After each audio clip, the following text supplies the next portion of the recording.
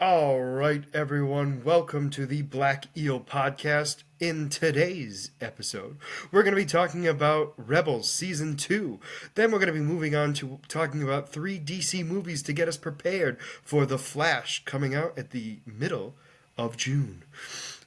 Specifically, we're going to be talking about the death of Superman, the reign of Supermen, and then we will go into Justice League Dark, Apokolips War. And then after that, we're going to move on to Marvel, and what are we going to be talking about? Well, Spider-Verse is coming. Across the Spider-Verse, Part 1 is coming out in the beginning of June. So we're going to be talking about some funky, weird universes that Spider-Man is the main focus of. And we might be seeing in potentially seeing in Across the Spider-Verse.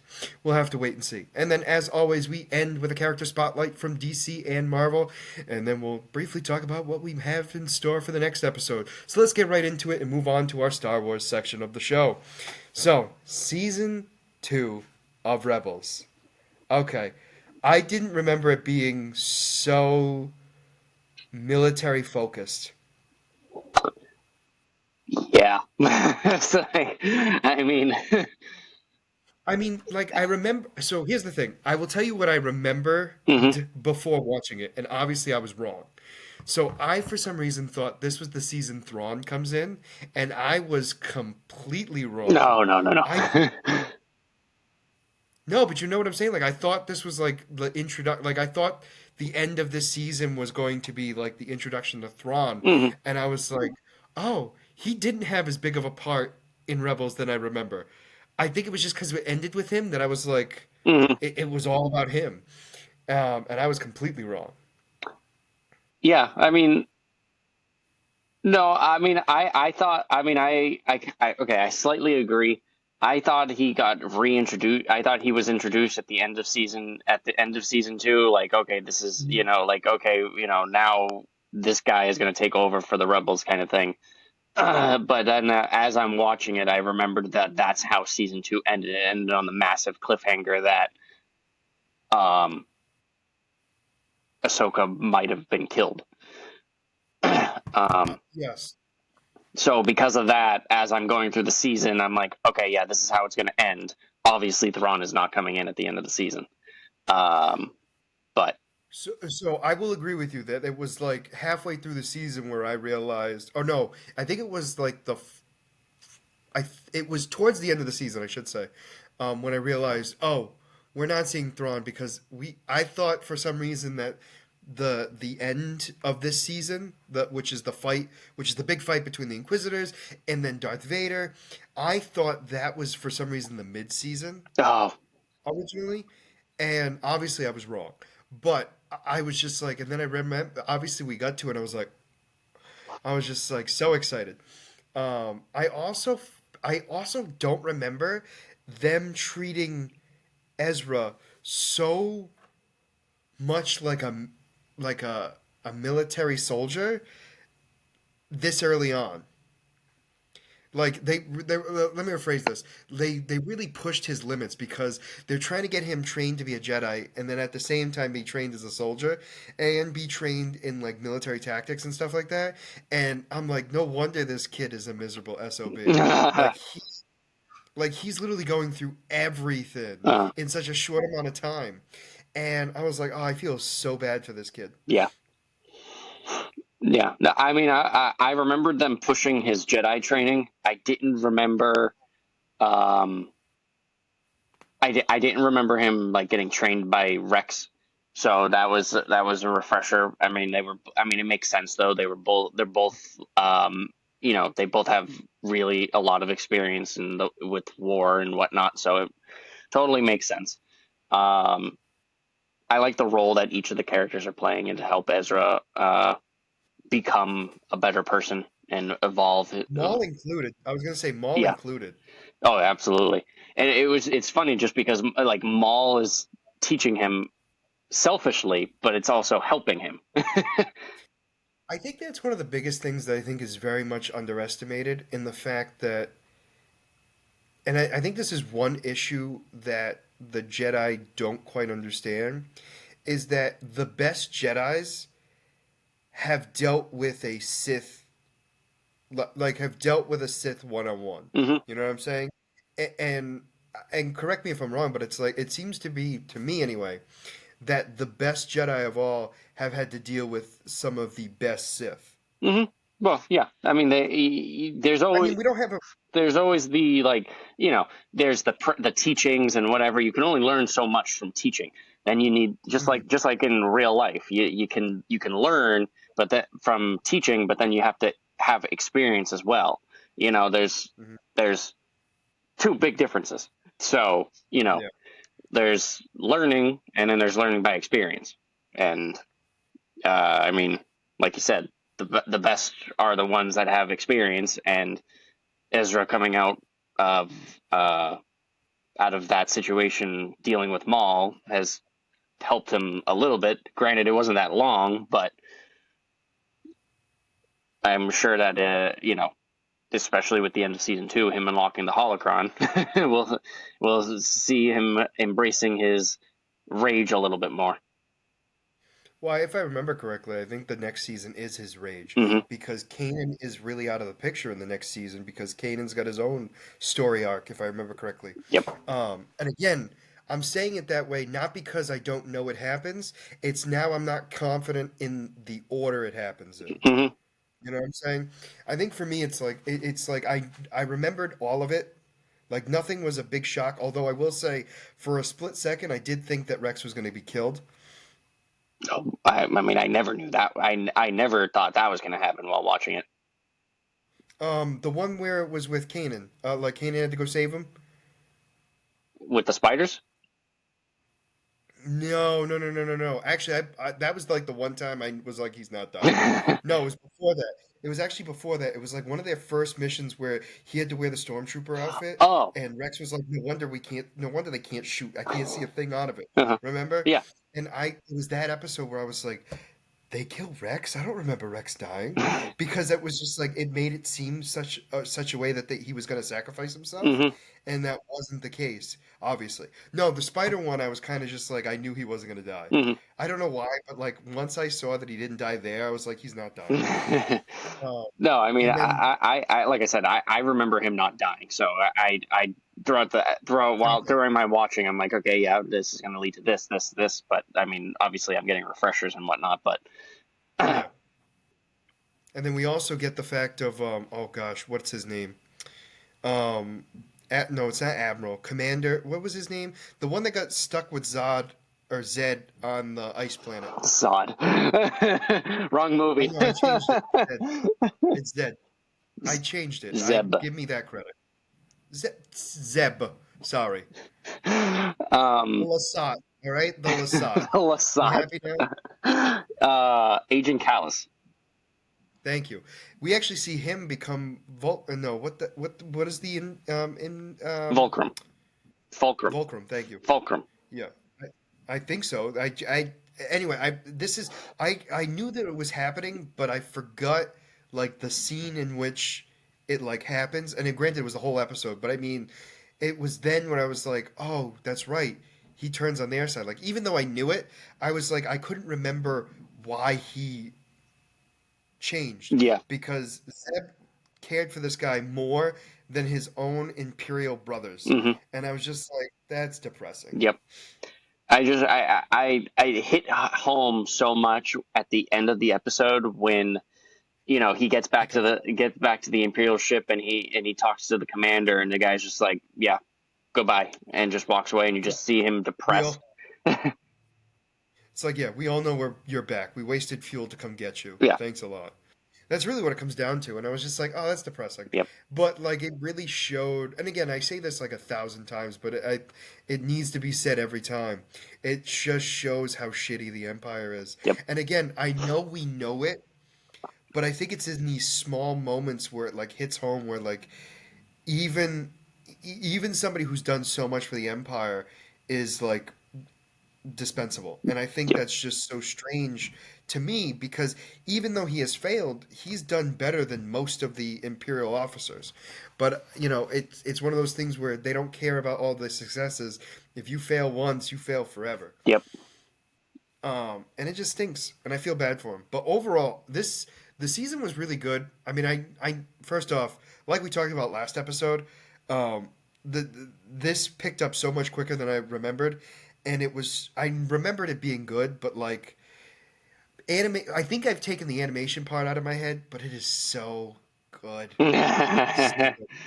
I mean, we have I think we talked about this slightly. So like Kanan, the voice actor, is played by the guy Freddie Prince Jr., who, um, I mean, he's been in a lot of stuff, but one of the biggest things that you would know him from is Scooby Doo, Yep. playing Fred, and his wife, who plays Daphne in Scooby Doo, but also Buffy the Vampire Slayer. She was actually sixth sister. Was that what or fifth sister? No, what Six. was her? What was she? Six. I think, yeah, Sixth six. sister. And I mean, phenomenal job. I mean, the Inquisitors were so well done, um, and I just for some reason I'm like, why are they dead? Like, I mean, like in my mind, I'm like, why did they? Why is every single time, every season, like one of the greatest villains gets killed? But then I keep remembering that it gets replaced by an even better villain Hmm. every single time, and I'm just like, ah. So I'm just super excited for season 3 because I know this is when Ezra cuts his hair. We see him team up with Maul more, and then Kanan deals with the whole blindness thing. But I mean, season 2 was excellent. I don't know. What do you got to add to it? Like what was all right? Let's start with this. What was your favorite part of season 2? You have to pick just one. I know it's tough. I'm making you go first so I have time to think. All right. Hey, I Well, know my tricks. all right. I can give you. I will tolerate top 3, but no more than that. So I can come up. So I have to say my favorite episode was the one with Zeb and Agent Callus being trapped. I loved that story. Okay. My favorite part, I think, has to go to Vader and Ahsoka's fight, Okay. Fair enough. because just like the bond that was there, and just like the story that tells, plus with just Master and Apprentice coming up, Vader showing signs of Anakin for a split second, uh, Mm. being conflicted of what to do, staring down, and then going back to Vader like he always does, and then Ahsoka trying to save him and be there for her master, unlike before. Um, Correct. but I'm yeah, not going to and argue that. and, I and mean, I just my that's one my of the. favorite episode, just the story of between Zeb and Callus, just the how it goes from being bitter enemies to having respect for each other. Um, Okay. and then enemies having to work together to survive. I love that. No, I 100% agree. For me, it's not. So, first off, I want to say, obviously, the fight between Ahsoka and Vader, it is not that I didn't like it. The one that I thought was better was actually Kanan in the temple fighting the Jedi guards. Or no, Mm, yeah, is that what they were called? the Jedi temple guards? the temple cards. Thank you. The reason for that was because of not only was it just more about Kanan realizing that he's taught Ezra and he needs to let Ezra make these decisions, but it was specifically in this fight, and I believe it was after he finds out that it's the Inquisitor who is behind one of the masks. It's when he grabs the second lightsaber and it is a red one. Hmm. Because, and I think that points so heavily to his confliction because his care for Ezra so much was actually making him go more towards the dark side. Hmm. And it was because of that he realized, granted, I know it was just a visual thing, but I don't think I registered it the first time watching it. This time watching it, because I wanted to pay attention to every little detail, it was a hint of like his biggest care about Ezra was the reason why he was messing up Ezra, basically. Yeah. It was the point they were trying to make. And the fact that he realizes, you know what? I've done what I can with Ezra. You know what? If this is the end, then let it be the end. And to me, was one of the best moments, in my personal opinion. Nothing against, like, don't get me wrong, I did like the fight between Vader Yeah. and Ahsoka. I just remember there being more to that later in the seasons, obviously, Uh-huh. because we find out exactly what happens. Yeah. But my favorite side part, Hondo. Of course. As no, I think I liked it more the second time than the first time. Now, don't get me wrong. I did like the first one, but the second time with him, when he's back and forth between the rebels And the and the Empire. Empire, Yep. he's like, now let's talk about payment, boys. And he's like, you do it for free, and I let you live. You know what? I'll accept those terms. Yeah. That Yep. was exactly what I wanted. You know what I mean? I think for side purposes, that was by far my favorite because we got to see him. And granted, we've known him from Clone Wars, obviously, Hmm. but we got to see him in an Empire-filled universe, and he, in my opinion, just shines. I'm sorry, like he takes away. Like I don't want to say he takes away, but he steals the show every time he's on, Hmm. and it's beautiful. So I'm going with for like main story plot for this season was definitely Kanan's internal fight. Yep. Um, the side one though, hands down, Hondo's second appearance. That whole episode was mine. That was funny. Don't get me wrong, I did like both of the ones you talked about. Yep. Um, and by no means did I not like them. It's just really difficult to pick. You know what I mean? Like Oh yeah. it literally is like Hey, it it's your literally is opinion. like a flip of a coin. Well, no, the other thing too, it's like divided by like a very slim margin between them. Uh, There's not much in between those. something that I wanted to actually ask you about. I don't know if you picked up on it and how maybe if anything will be tied in, but I feel like there's a possibility that Dave Filoni might have messed up a little bit with the storytelling for Rebels and Clone Wars, the final season, because he was in when we met Rex. He says he was talked about how the time that he served in the Empire, and Rex has never served in the Empire. So here's my question on that one. Did he never serve? Because I feel like so in the Bad Batch it alludes to the fact that he's against them, and that's not the issue there. But that doesn't mean he's not like because in Bad Batch. Correct me if I'm wrong. The Empire is not necessarily searching for Rex. They don't know he's somebody against them. I know. I You don't understand what I'm getting? know. We don't know if they know that he's against them. We know that in season 7, the clones turn. They went after him. We don't know what was reported to the Empire during No, that. that is And also true. so I my will agree to my that. thing was that he might have gone undercover and was like serving them secretly. We just haven't had any real confirmation yet. So that's what I was thinking of because I think we've talked about this in the past. Not on the show, obviously. This is before the show existed, but I almost remember us talking about it, and I said I don't remember ever saying he wasn't in the Empire. You know what I'm saying? Like meaning like so in Rebels they talk about him being in it, but in the Bad Batch they never said that he was never part of the Empire. Hmm. You know what I'm saying? I know it sounds stupid when I say that, but it's like that little bit of like information is missing. Yep. And so it wouldn't be all that surprising that that be the case. Yeah. No, definitely. But at the same time,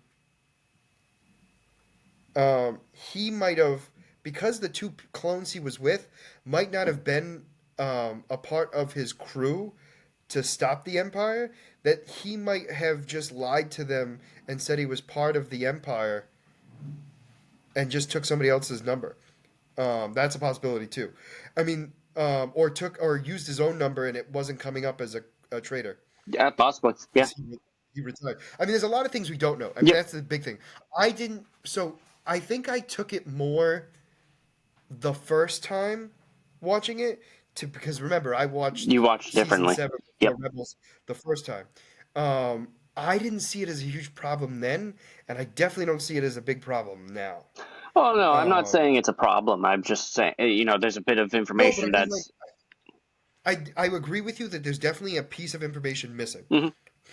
but I don't think it's so. And again, I know you're not saying, but I don't think it doesn't. I mean, it very well could be a mess up, and they're going to try to fix it in Bad Batch potentially. Which Or I a mean, different show. they've done a good job I'm sorry. or a different show? Also true. No, you're absolutely right. So we'll have to wait and see. I mean, because we the rumor, or you think is a rumor. Correct me if I'm wrong. Season three of the Bad Batch is supposed to be the end, right? I think they confirmed it. Yeah, I sent you a screenshot No, no, saying that no, no, Disney no, no, confirmed no, it. no. No, I know that. But then you said that there was a potential of them continuing the Oh, story with like Rex and Echo or something like that. yes, I did. I did say that. There's a Yeah, rumor thinking that they're gonna do like Rex going on the secret missions or whatever. yeah. Yep. Yeah, so what I'm getting at is like we might know more in that one potentially, Yeah. but it's still like the Bad Batch universe, even though it's realistically it's the same universe that we've been in from the get-go. Yep. Um, but yeah, so definitely excited about that. I'm also excited for season three because we know for a fact Thrawn is in three. Yep. Thrawn is showing up in three. Um, I'm just looking forward to that. I can't wait to see Thrawn again. No, honestly, I mean, he was such a great villain that I remember that I can't wait to see him again, but really appreciate what I'm seeing. Because the first time, don't get me wrong, I mean, it was great the first time, but I think I'm going to appreciate him more this time because of the big push that they've been making with him and the fact of his return coming. Yep.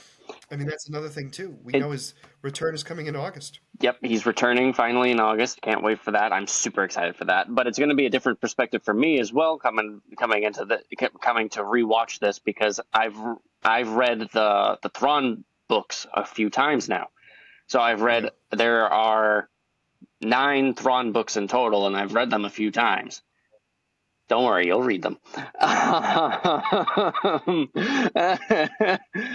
So nine of them all 9 of in them. 2 days. Yeah. Hey, I could do it. I listen to them while I'm working, so I'm literally Yeah. working all day and I'm going through it. Um, so there's there's 9 books. 6 of them are canon. 3 of them are legends, which was written. They were written before Rebels.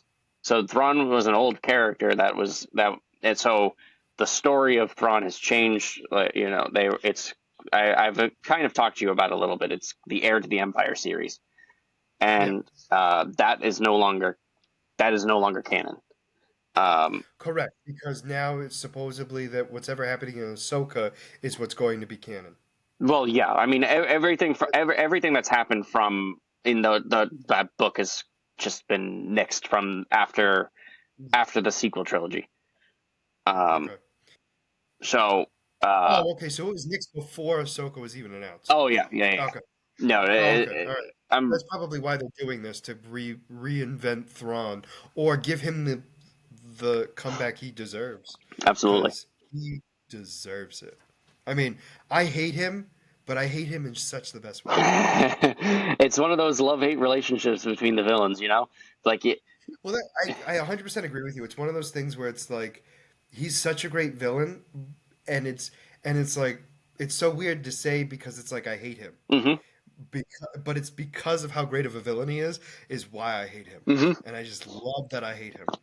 Um, but yeah, so that is season two of Rebels. Is there anything else you I want would to be talk very interested to see your perspective after I get you to read the books because the books about? Yeah, get so much more into the lore or like well his past his or past both. and just Yeah. like what his mindset really is. Okay. Like I it mean, he's completely changes the perspective of this character. okay. All right. I'm actually, all joking aside, as much as the idea of reading 9 books in such a short amount of time is getting me nervous, but at the same time, no, no, no. I understand. You understand my point I'm making. But I'm actually looking forward to it because he is such a great character. Yeah. If you would make me read like 9 books on Jar Jar Binks, I probably would really, really be mad. But all right, let us. Oh wait, what? You have Well, something else to say? no, I was gonna say I'm not gonna have you read 9 books for like one podcast. I would be like read one book or like within like one podcast or at Or the three. I mean, I probably most. could, depending on. I was gonna say, depending on how big they are, I could probably read three. But it's not the end of the world. I'm just making a point. hmm Um. Actually, All I'll right. tell you. But I apologize. I do actually want to see how. Let's say. This is the lull of the show where Mike tries to connect to his internet, and it takes a while. So what we'll do is we'll wait and we'll watch until we find out exactly what he's doing. I just want to see how many, Books how there actually are, no, or how how long long they it are. is. Yeah. So So the first book is 383 pages. it's not that bad. Ooh, the third book It's is bigger than I thought. I will say that. the the third book is 548 pages. Again, I've read Harry Potter and those. I mean, I will. So they're about the same length. I will need more time than I thought to actually read them, Hmm. but I'm not against it. But anyway, all right. So that's going to be later on. Yep. So we don't have to worry about that right now. Mostly due to the fact that once I'm done with school, I will have a lot more free time where that will actually be able to be done rather quickly. Hmm. Um, but right now, no way in hell. Oh, All absolutely right, not. so we're gonna move. No, no, not at all. I can watch stuff. I can't read right now. We're moving on. Speaking of watching stuff, let's move on to DC. So Mike made me read. You're hey, look at that. You're looking forward to it. I can't wait. Um, Mike made me watch 3 movies, and I will say this: the first 2 were good. There was nothing against them. It was the third one that really took me for a loop. Um, the third one was definitely the better one, but it was also the most messed up one. So we're going to talk about each one of them. So it was, and I said this in the beginning of the podcast. It's the death of Superman, the reign of Supermen, and then it was Justice League Dark. Excuse me, Apokolips War. Okay, so let us talk about the death of Superman. Death of Superman speaks the title. The title speaks for everything. It is talking about the it goes through Superman dying. It By the hands of by Doomsday, by Darkseid. Uh, we don't know that yet. In this movie, we don't know. No, we do In not. this movie, we don't know. We do not. It's not until the next movie. Yep. But anyway, so this meteor crashes a spaceship first, which I didn't think was going to be that important. Realistically, Yeah. I will say this. So we'll talk more about that in a minute. I mean, a little bit later. But like, it crashes into a ship, and Superman couldn't save them. Whether or not he didn't hear him or whatever it may be. I mean, he is one person. I think that's one thing that I think Earth needs to realize is he is literally one person. Granted, an alien and a super powered alien at that, but he legitimately can't be everywhere at once. No. Um, and so this poor guy is like, "Don't worry, Superman will save us. Superman will save us," and then he dies. So we think. And so, He's watch first. He has to watch the rest of his crew and wife get killed. which we didn't know it was his wife at that point. No, I we don't did think. not. No, I no. We But find anyway, out in the next movie. yeah. But anyway, that being said, so we see him watch everyone he cares about on this mission die. And then we assume he dies as well. Um, and then the meteor crashes into the ocean, which is a key piece because then it hatches. And well, hatch is the best way to describe it. Gives birth, Well, yeah, and as Lex it's in Luthor said. yeah, and then I think what kills me is he's in his hazmat suit. Which do you remember that suit from Injustice? Yep, I do. The Yep, Injustice game. yep. So he's weaker with the suit on, supposedly, He's contained. but that's yeah, um, as contained as he can be. Um, and he just starts ripping through the mere people, Yep. like I mean, like they're nothing, and then destroys the The submarine that Lex submarine has. that Lex hired, Lex Corp orchestrated submarine to follow them. Yeah. Um, Which I also want to make a key point here that Lex Luthor is under house arrest, but has not followed that rule no, at all. He has taken off that ankle bracelet a lot of times and given it to somebody else, specifically his head scientist, which I find to be hilarious because nobody seems to know, hmm and it blows my mind. So Master Doomsday of Disguise. starts. That I, you know what was funny was I literally was like, how does nobody know that this is Lex? That was literally my first thought was like, how does nobody in the world know that this is Lex Luthor? Mhm. Like it was plainly obvious in my opinion. It's just Lex with a wig and a beard. Like there was I don't know. It again, maybe it was just the coloring or like the animation of it, but it just looked like everyone should have known. Yeah. But then Plus, who's he's with? so yeah, and then we have Superman with his love interest Lois Lane, who he's still Clark Kent with her, and everyone on the Justice League is like, you got to tell her, and everyone's like, no, you need to tell her now. It's like should I do it now? It's like you should have already done it. Mm. Um, I and loved that interaction. Just everything. Again, I enjoy those little humor things that they throw in, like the Flash trying to pick on Batman, and then Batman's just glaring at him. He's like, is he still staring? Yep. but I think, and we've talked about this before. What DC Animation did was what they should do in the movies, Hmm. in the sense of like they're human. Like as stupid as it sounds, like I know it sounds ridiculous saying this, but like they are literally people who are just like you and me with powers who are like trying to deal with the stress of literally the weight of the world on their shoulders and so many people depending on them that if they don't joke about it, they're gonna go crazy. Yep. You know what I'm saying? And that's how I take it. Except for Martian Manhunter, he's not human, and Hawkman. Yes, but Hawkman still has the weight of the world on his wings. He does. Martian Manhunter, I think, does too, but I think I don't know what it's about with his race, but it seems like he is very goal focused. Oh yeah. Yeah, I mean that's him. That is his. That is the Martian race. Yeah, They have their mission and they go with it. but So. it's the dynamic of them all. You know what I'm Hmm. saying? Like Diana's being the fighter, Superman is the goody two shoes, Batman is the cynical jerk, Flash tries to be funny, but so does Hal.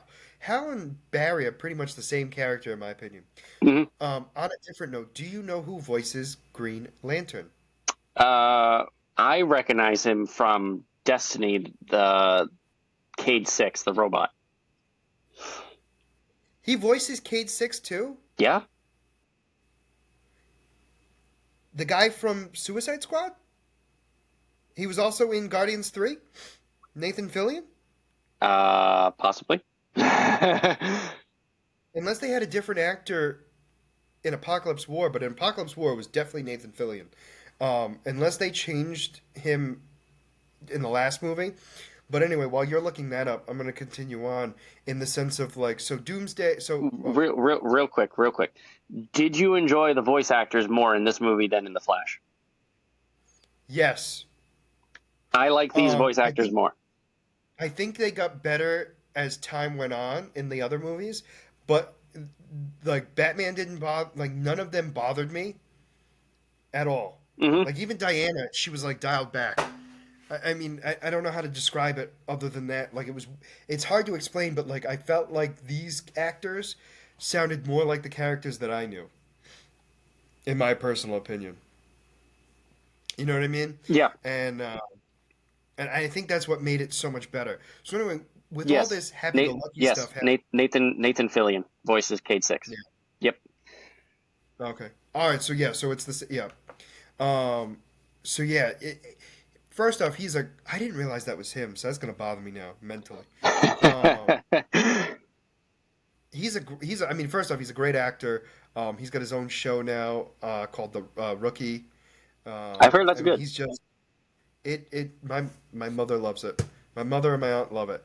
Um, I don't, it's not that I don't like it. I find it hilarious, but for me, it's just not a show that I watch. You know what I mean? It's just Mhm. not my type of show. Yeah. But he is a good actor. I will give him credit on that. Everything he's been in, I've actually really liked. And one of the biggest things that he was in, I've never even seen, and I've heard it's phenomenal. Firefly. Oh, yep. I've heard that's good. Yeah, and it's like the one thing I've not seen. And he was also in Buffy the Vampire Slayer, for those of you who don't know too. Um, and that's because Firefly and was Wheaton, and Wheaton ran Buffy and Angel, so that's why that was a thing. Um, Josh Wheaton. That name should ring a bell because he did the first Avengers movie. You're Oh. just looking at me like I'm crazy. Okay, here we go. So I got him. I I got him back, ladies and gentlemen. listen. I don't know names. That's fair. You know, That's fair. there are too many that that are to remember. And unless Here's the thing. I agree with you 100%, and I am the same way to a certain extent.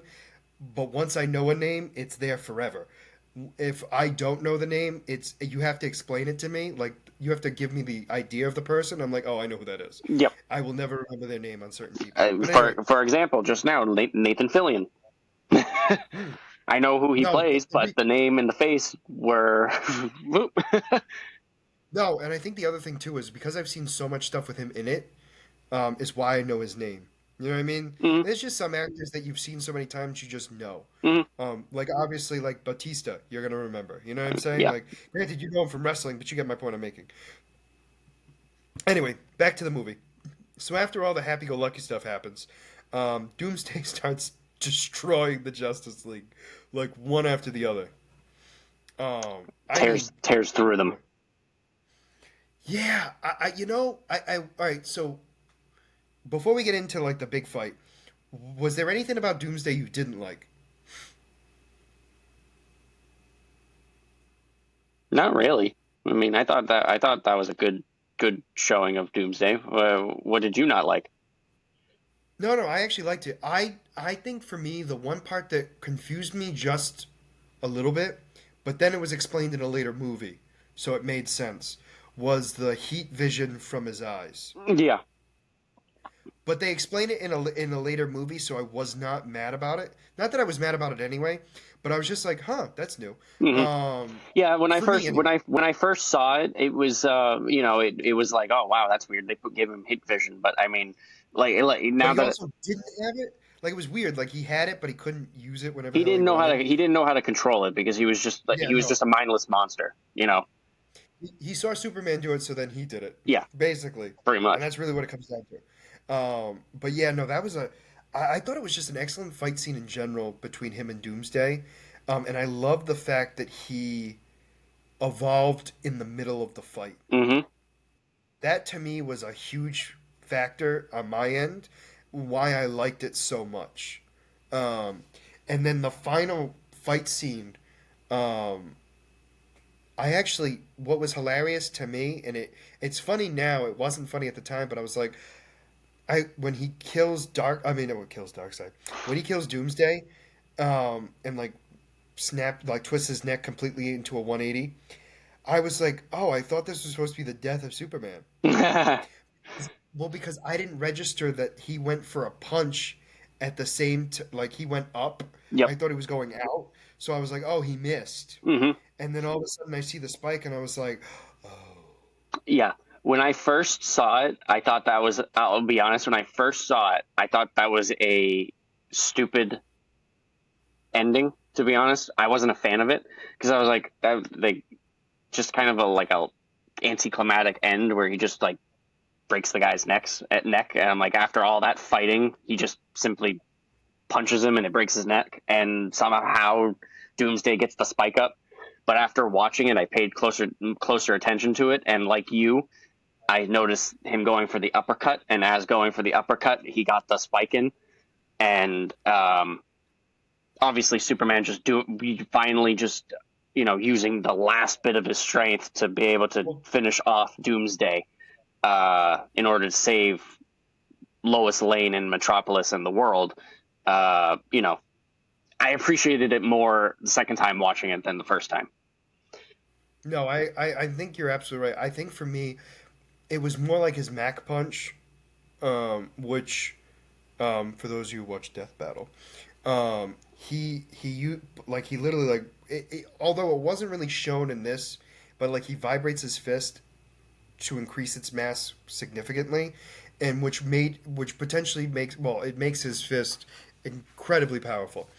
So his force of his punch is like the power of like several um, supernovas. Um, and I would imagine that he probably did some of that, along with the fact that he literally exerted every little bit of energy left, as you stated, to protect Lois Lane. Hmm. And it wasn't like he had to use literally his whole force and both fists to turn Doomsday's head around. Like, Yep. so it wasn't like, and again, I get your point in the sense of probably the first time watching it, and you probably were a lot younger, and you probably weren't paying attention as much, where it was like, it looked to me like so much force was put into it, where, but at the same time, it could have looked like one fist at the same time, Hmm. so it wouldn't have been all that surprising that you felt that way. But I will have to rewatch that again to actually see the uppercut, because I didn't see that part. Although, obviously, I know it had to have existed. I just didn't see it this time around. When I was watching it the second time, I paid like this time around. I was paying closer to Yeah. attention to it because I was like, I know that the spike is coming. It seems kind of weird that like you said, he goes for the fist or the straight punch, and then somehow it ends up in Superman. But like I said, seeing it, I noticed the uppercut. Like he was going for an uppercut. And I think it's because it was your second time that you paid attention to that. For Yep. me, obviously being the first time, I did not. I wasn't paying attention to that piece. Mm, I was more focused on Superman at that point, yep. and Superman's fist to be exact, Yep. Seeing because what I was he's trying gonna to do. figure out what was going to happen. Exactly. I just love, And then like you said, I love that fight scene just in general from start to finish. Just like Superman, agreed. Superman was fighting two battles because he was trying to fight Doomsday and protect everyone else that was getting in the way. He's getting there, going fighting Doomsday. Doomsday's throwing cars at people, and he's going to stop them. The bridge was collapsing on that little kid. He went to go save the kid. You know, doing. Who is the major villain in that movie, in my opinion? That kid was horrible. That kid deserved to die. I don't care. Um, in fact, at the end of the movie, when we see him crying, I actually said out loud, I said, "You're the reason he's dead." I was not having it. No, the other thing too was for me, I thought the saddest part of the movie was when the Kents couldn't even mourn their kid properly. Yep. Like that was, yeah. No, that is very depressing. Yeah, no, you're right. It was one of those. So when I first saw it, obviously this time around, I knew what was going to happen. I knew what was going on. But when the first time I was watching it, like it did hit emotionally, like the whole scene actually, because it was like, holy crap! Like I Well, thought they did a great job actually portraying the sadness from this. well, that too. But you know what got me? And I felt like so stupid after thinking about it. Like I was like, well, obviously it's Superman's parents, but like in my mind, I was like, yeah, to us it was obvious. But this cop was like, has no idea who he is. I'm like, oh, that's why. It's just like after Like, he's like, oh, yeah, he feels. why is she so emotional? And then just after he turns around, he's like, "Yeah, you feel like he's part of the family." And I'm like, "Yeah, yep, he is." Quite literally, quite literally. Yeah, I mean, and then the ending was kind of weird for me, because it made it look like Superman had his resurrection moment, and that really wasn't the case. Because Well, he came out of the coffin. yeah, you know who it was, right? It was the hologram. Yeah, yeah, yeah. Well, no, I knew that after, but I'm talking Oh, about during. I oh was yeah, like, yeah. I'm like, oh, so we go with the death of Superman to the life of Superman. That works Well, it out. was teasing for the next movie. Did you? Okay, I That's know I pointed this out during the Flash movie, and this time while watching these movies, I made sure to look for it after because I never knew it before. Did you watch the post-credit scenes? Of course I did. Why don't you remind the rest of us what it was?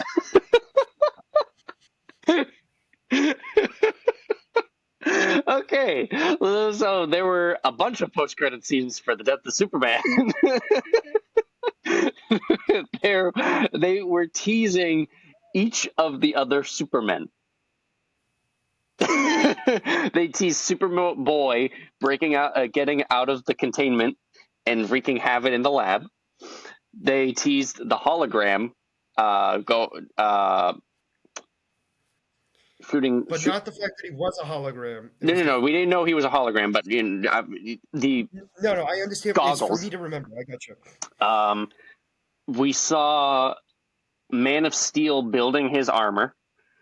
and Yep. we saw Cyborg Doctor Steel. Superman. What? His name is just. I thought it was Doctor Steel or Steel. It's just Steel.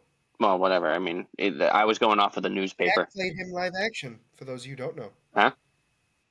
Shaq played that character in live action. Really? Yeah, it was an awful movie. Oh, okay. But there was a live action version of that character, and it was played by Shaq. I did not know that. That's why I know the character, because that was like a big joke for like the longest time. That's Sorry, hilarious. continue. And then the last post credit scene was Cyborg Superman arriving to Earth. Okay. So, no, I did not see it. I did not see any of the post-credit scenes. So you're gonna have to talk about all of them. So that was the end of that one, and then we move on to the next movie, which was the Reign of Superman. This is a world where Superman has been dead for what, a year? 6 How months. long has it been? Oh, 6 months. Sorry, my apologies. Um, that's not a dig at you. I literally couldn't remember if it was a year or 6 months. Yep. But it was a significant amount of time. Significant amount of time. We have a great interaction between Lois Lane and Wonder Woman. I'm sorry. I think That my was favorite hilarious. part of that was the fact that I thought I thought Wonder Woman was PO'd that Lois Lane called her not to grieve, Hmm. and then she was like, "Oh, thank goodness, I didn't want to either. Like, I just want us to be girlfriends." That was funny. Yeah, that. I liked the connection that they made at the end of the movie for that as well. Yes. Um. Yeah, was it that movie? Yeah, Where yeah, they yeah. where yeah, yes, Yep. yes, because he's back. Yes. Okay. Sorry. I was like, wait a minute, but no, I got you now. Yeah, no, I did like the callback to that. And just Clark was just like, what is going on? What happened? So the premise of this movie, for those of you who don't know, was Superman's dead, shocker. And then now there are four Supermen Hmm. who are trying to take on the mantle of Superman. And each one has their own unique abilities, um, powers, and backstory ish. And Um, each have their own style of dishing out justice. yeah. We have a Superman that has goggles and shoots proton energy blasts at his opponents. And that His name, to the public, before we learned who he was known as the Eradicator, yes, the Eradicator Superman. or Then we Goggles. had Super yes. We also had Superboy, um, who was a combination of Lex Luthor and Clark Kent. He was a clone. Um, yes. He is a clone. Yeah, no, he is a clone. And he is an arrogant SOB, let me tell you. I'm not gonna lie to you.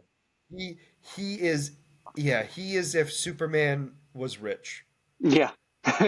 Like he literally is like, yeah, it was definitely an eye-opening thing for me where it's like, oh, he you know who he reminded me of? He reminded me more of Tony Stark. Like Yeah. young Tony Stark. Paparazzi. Yep. Hmm.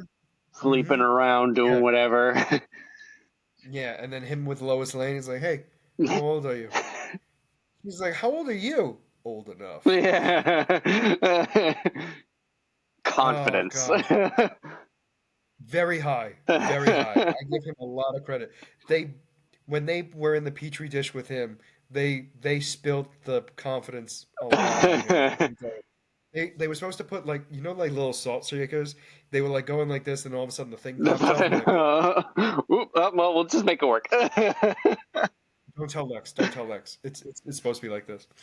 And then we had Steel, who you called the Man of Steel. Um, so I think that was how they called him, though, Yeah. in the movie, right? So in the comics, he's just Steel, Hmm. and literally the same powers. I think the only difference was in the comics, and everyone can correct me in the comments. I don't care. I don't believe he actually has an S on his chest in the comics. But it makes sense for this movie, obviously, because he's supposed to be paying homage to Superman. Yeah. So it didn't like that didn't bother me at all. It was just one of those things where I was like, oh, isn't that interesting? I love the hammer. Everything about it was perfect. Um, he was a scientist, I believe. Yep. Correct? We saw him in Death of Superman. Yes, yes. And so he takes on this new mantle, created this suit, and became Steel, Man of Steel, whatever. And then we had Cyborg Superman, who was called Cyborg Superman because, Cyborg. well, he looked like, yeah, yeah. It was very obvious he was not fully human. Um, and They, he had like one quarter of his face, and it looked like Clark. mhm. There's a reason why we bring that up, and we're gonna bring that up later. Um, but then he had the robotic face. He just messed with me. Um, Did you like the racist joke that the Flash and was it Flash or Hal Jordan made to Cyborg? oh Well, yes, yes, yes. He's like, what are you saying? All cyborgs know each other? Well, yes. I'm an uncultural. What did he say? I said I'm an From the technological, it was like specifically for technology. It was like artificial, like it had to do with like the technology piece, but it was meant to sound like he's intolerant, but like he specifically made it about technology. yep. And it was Hal Jordan, if I remember correctly. Um, and I almost am positive, like you're correct, but he like used a phrase that doesn't actually exist in the world, hmm but it was like very similar to being like not tolerant to like races, but like he was intolerant to like machinery or something like that. Yeah. But it Yeah. was like the phrasing he used, and it was hilarious. Um, and then I'm trying to think of what else. Oh, and Cyborg is actually voiced by another actor who is interesting. Have you ever watched? Do you know Criminal Minds, Yeah. the show? Yeah. Um, he was he played Morgan in Criminal Minds. He also had his own show called SWAT. He was the leader of SWAT, the TV show. Um, he's somebody. If I showed you a picture of, you'd be like, "Oh, I know who that is." But Yeah. like, he hasn't really, other than SWAT and Criminal Minds. If you've never seen those shows, you most likely have only seen him as like a background character or like a non big character. I guess the best way, not a main character. I guess the Yeah. best way to put it. I never knew he played Cyborg. And granted, it's just his voice, but still. Um, and he's played Cyborg throughout this entire Flashpoint series. hmm So I thought it was very cool. But anyway, back to the plot. The the Justice League gets teleported to another dimension, but we find out also how all the Supermen or who all the Supermen actually are. So we find out the clone is a clone. Obviously, Superboy is a clone. Steel, excuse me, is a scientist who built an armor. Which those two I think were the only two that didn't really truly change, hmm like how we thought of them. Yeah. It was the Eradicator and Cyborg Superman, which were the big changes. Yeah. Because we find out that the Eradicator was actually a hologram. It wasn't actually a real being at all.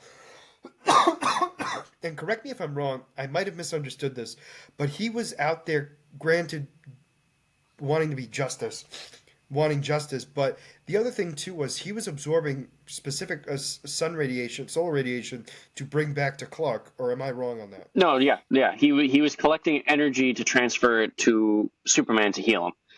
Okay, It's just that when he was out, if he saw something that was not legal or whatever, he would, unjust. yeah, unjust, he would right the situation. Yeah, and then we find out that's a hologram, and he was actually trying to help the real Clark Kent, who was not actually dead. And Healing then we coma. had it's always a healing coma. And then we had Cyborg Superman, who was more by the law, technically, in the beginning. He alluded to the fact that he was much more of the law. And then what he had said happened was it was Kryptonian technology that made him reborn again. It came and got him and rebuilt him. What actually happened was he is the scientist from the ship that got destroyed by Doomsday's meteor in the first movie, or the movie we talked about first, and the death of Superman. And he wanted revenge on Superman and turned into Cyborg Superman. Hank Henshaw. and he wanted to kill Superman. Yep, he wanted revenge Yeah, for letting him down. yeah. So he was gonna cause an all-out war, and Basically, then basically, Darkseid was able to manipulate him, oh, morph him, however exploit him, all that, however you want to word it, to uh, prey on his weakness. yeah. Um, and that's when the Justice League gets teleported out of there, and then it is now Clark Kent, Lois Lane. And Were Cyborg those the only Superman. two that? So it was just the three of them in the Watchtower. Yes, Okay. The Justice League never made it inside the tower. No, that's fine. I just wanted to make sure I was correct on that. But the other two Supermen came and helped, and so they were dealing with all of the henchmen. Yep, they were And dealing then with the humans that got morphed with the apocalypse tech. yes, that's how I took it too. Yeah, And they were used as a portal. It was a whole thing. yeah. It was a whole thing that was kind of confusing, but like it didn't matter too much because it never happened truly. Hmm. Like because Darkseid never actually made it out, so it wasn't like Yeah. so it didn't really ruin it. The thing that confused me about this movie, and it still confused me in this one, Hank Henshaw. I so like Hank Henshaw was Cyborg Superman. Darkseid turned him into Cyborg Superman, but like his mind was on Apocalypse, or his body was on Apocalypse, but his essence was in Cyborg Superman. Like I that whole thing confused me, and it still confuses me. So what I took out of it, and this is my thought on it. This is not a fact. This is just how I dealt with it mentally. I felt like his body was changed into Cyborg Superman. Hmm. The connection of his bolt in his head is where we see him on Apocalypse, where it was kind of like seeing Apocalypse was kind of talking with him, and when he like came in, I guess it was to really show that he was Hank. I think it was more of a visual thing than anything else, but I think it was more his mind or his conscious more than his actual body. And it wasn't that it was on Apocalypse, it was just the fact that it was like some sort of transmission of communication between Darkseid and him, is Okay. how I took it, but I could be 1,000 times wrong. I have no idea. No, I mean, it makes perfect sense because it really confused. It really confused me because when Darkseid was trying to invade Earth, and Hank Henshaw cut the connection and destroyed the portal.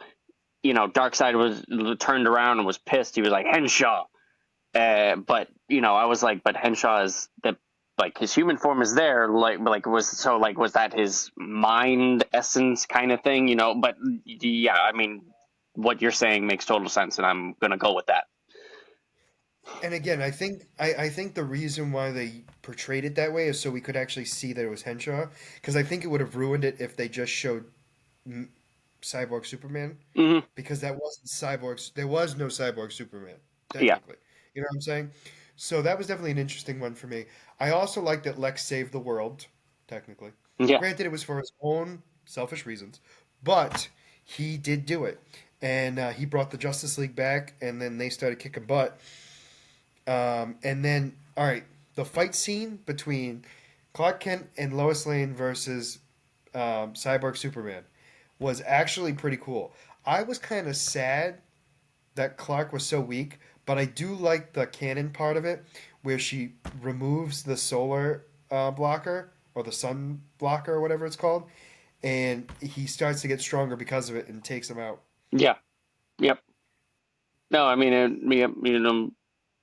I agree. I thought that was a great fight scene. I mean, it was just one overpowered robot versus a weakened Superman who could barely hold his And own, and Lois Lane, a human, and she just used her head.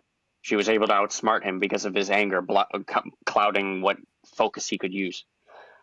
yeah. Um, And then that's pretty much how it ends. I mean, granted, Superman turns back into himself. He gets a haircut and everything else. Clark Kent is back. Martian Manhunter pretended to be Superman for a bit, which I find to be hilarious.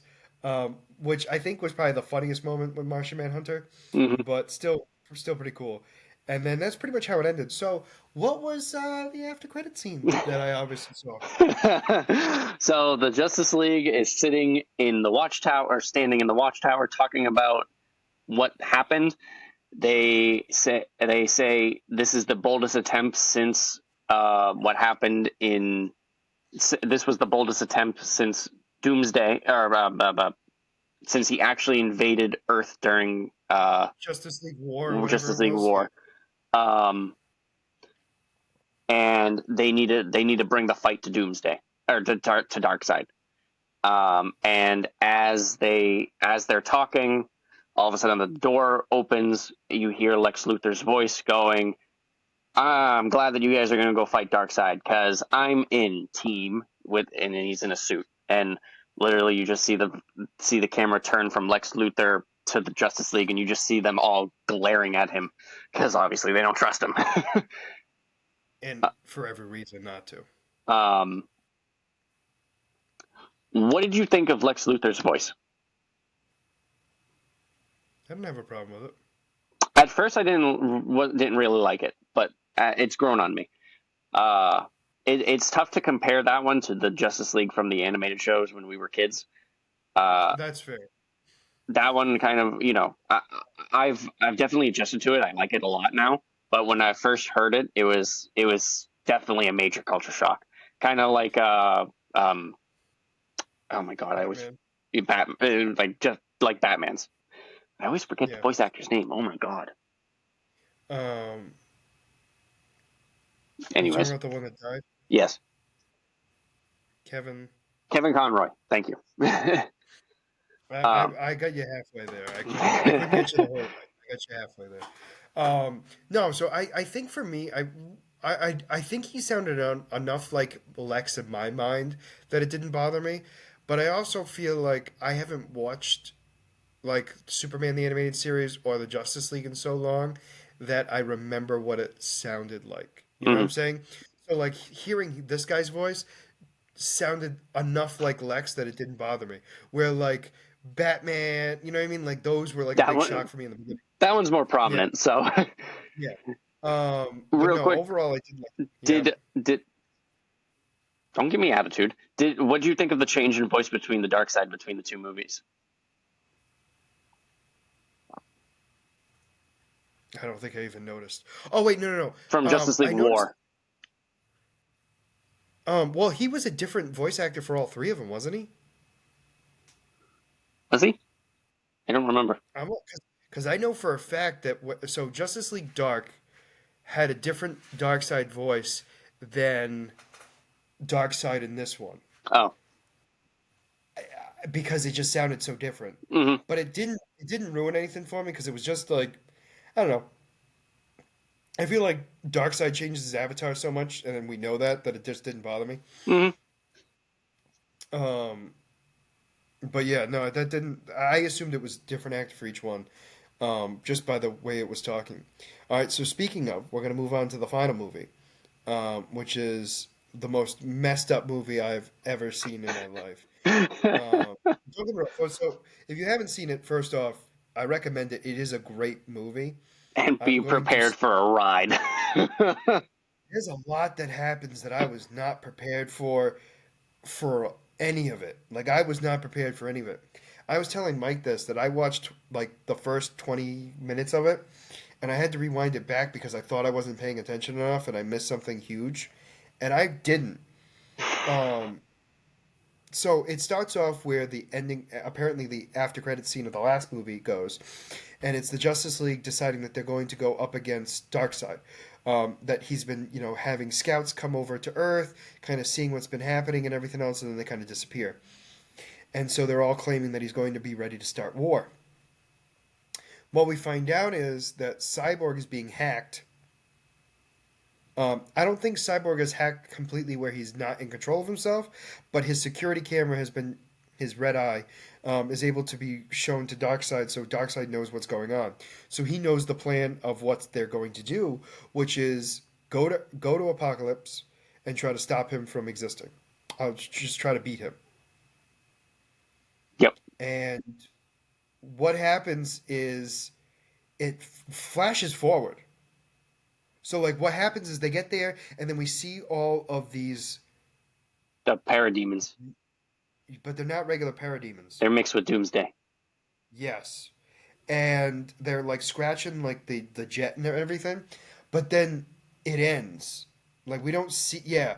And I was like, I I thought I like because I looked at my phone or something, and I was like, did I skip a button? Like did I hit skip or something? Because I legitimately thought I skipped something. And what happened was it actually just jumped into the future, which I don't think they said how long into the future. Um, No, I don't. I don't. No, I don't think they did. I don't remember them saying it. It was alluded that it was a decent amount of time, but I don't think it was. It definitely wasn't years. I know that, but it felt like eons for these guys. I can tell. I can say that with a fact. And what one of the biggest things we find out is Constantine, John Constantine, um, is heavily drinking. I mean, more so than he's ever done. I've seen personally. And then Egron, Aragon. Aragon, is also drinking heavily, and he's depressed too. So the two of them are very depressed, and it is very depressing. And I know it sounds stupid saying it that way, but it just was. He It has stopped his rhyming. Yeah, we find that out later. Um, yeah, he's just depressed, and yeah, he's gotten to the point where he's just not even doing anything, and except drink and wallow in self pity.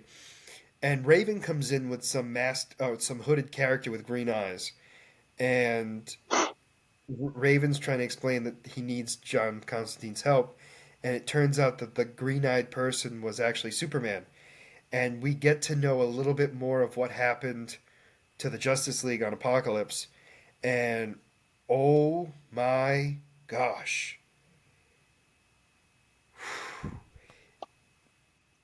yeah, they were Decimated. torn apart. Decimated. Oh, so yeah, they were just obliterated, um, just awful.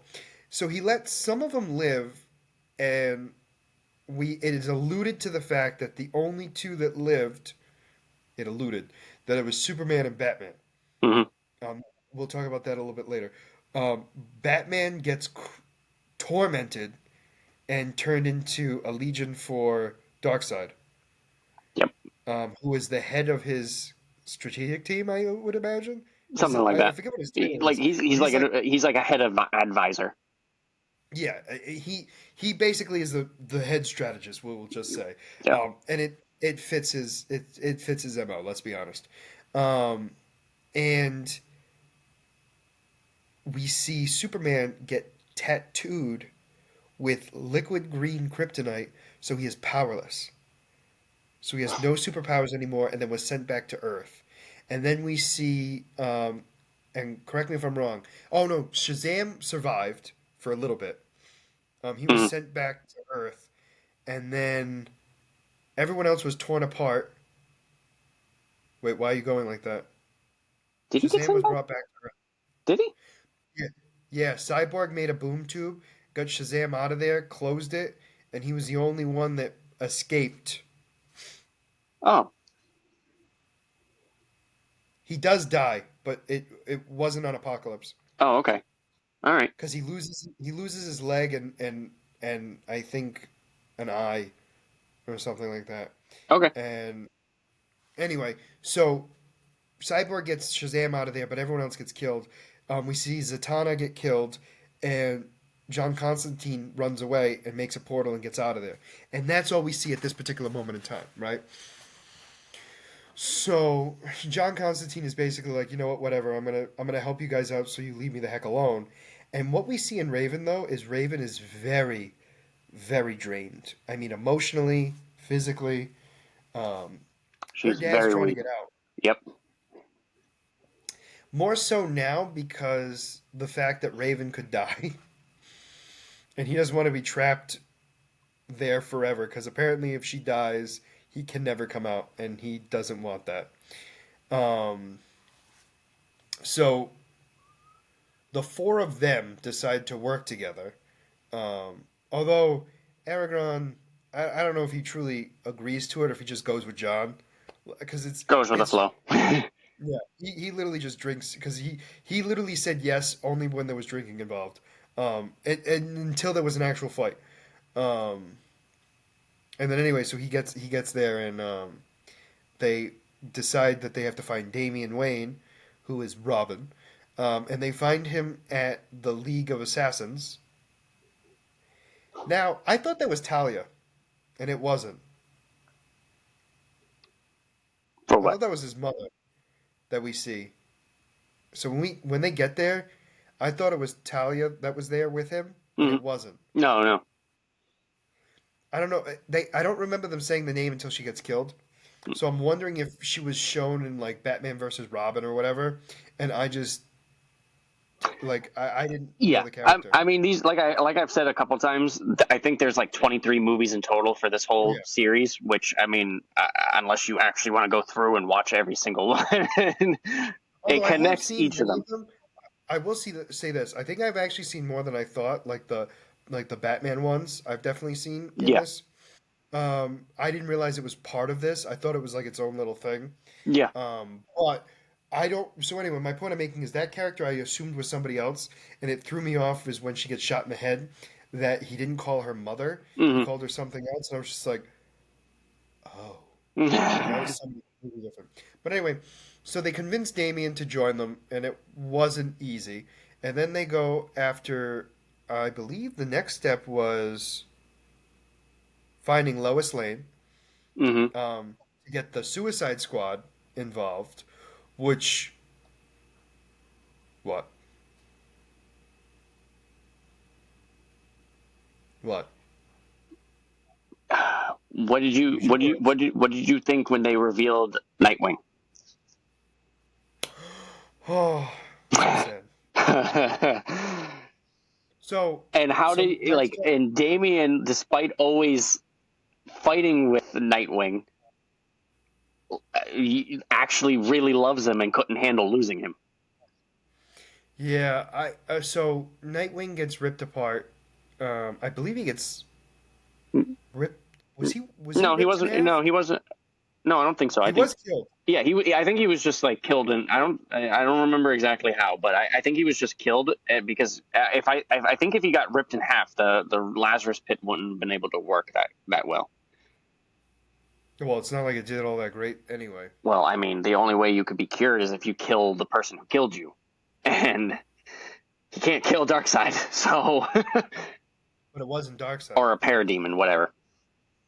So anyway, so Damien survives that. So we actually get to see what happens on Earth during the scene.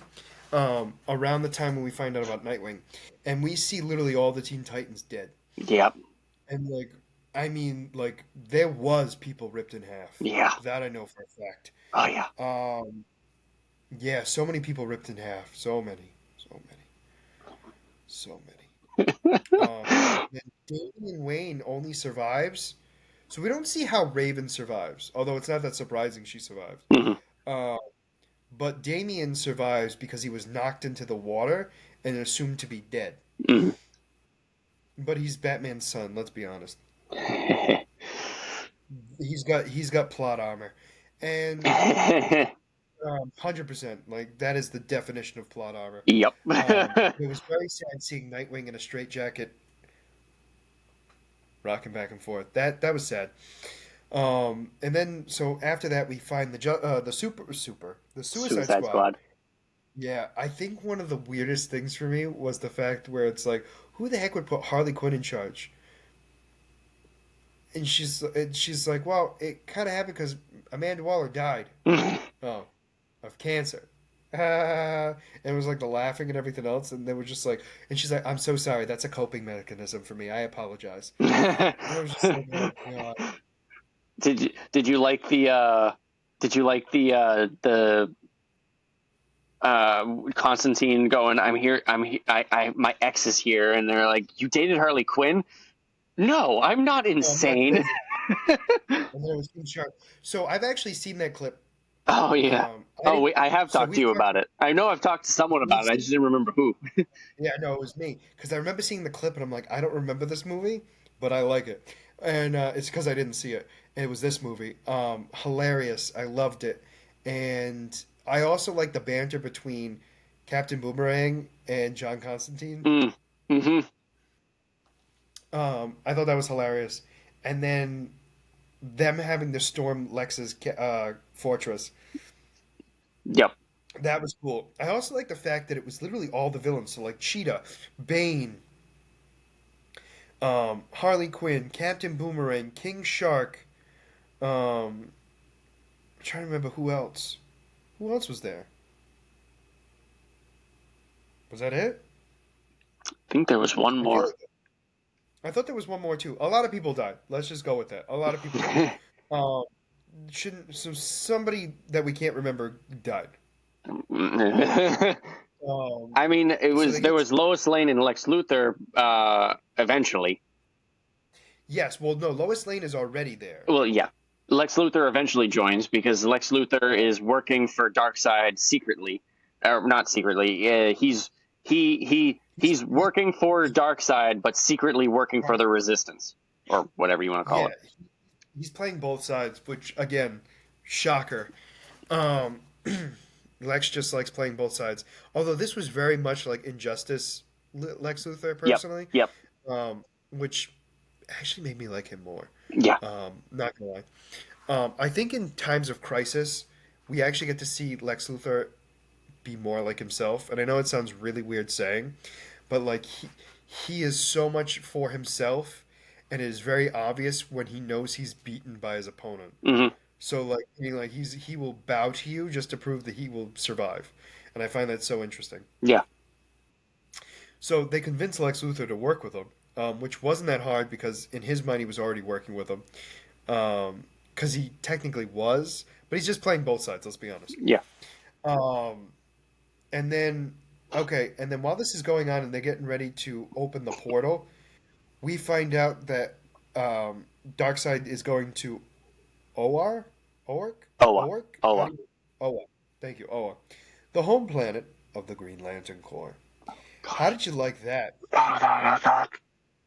I'm scarred from that scene. I am that scene that whole sequence was just absolute like oh my god. All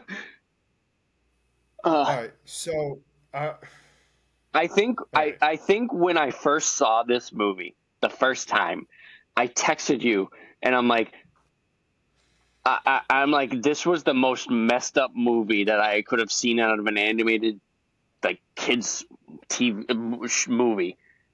you're and absolutely right.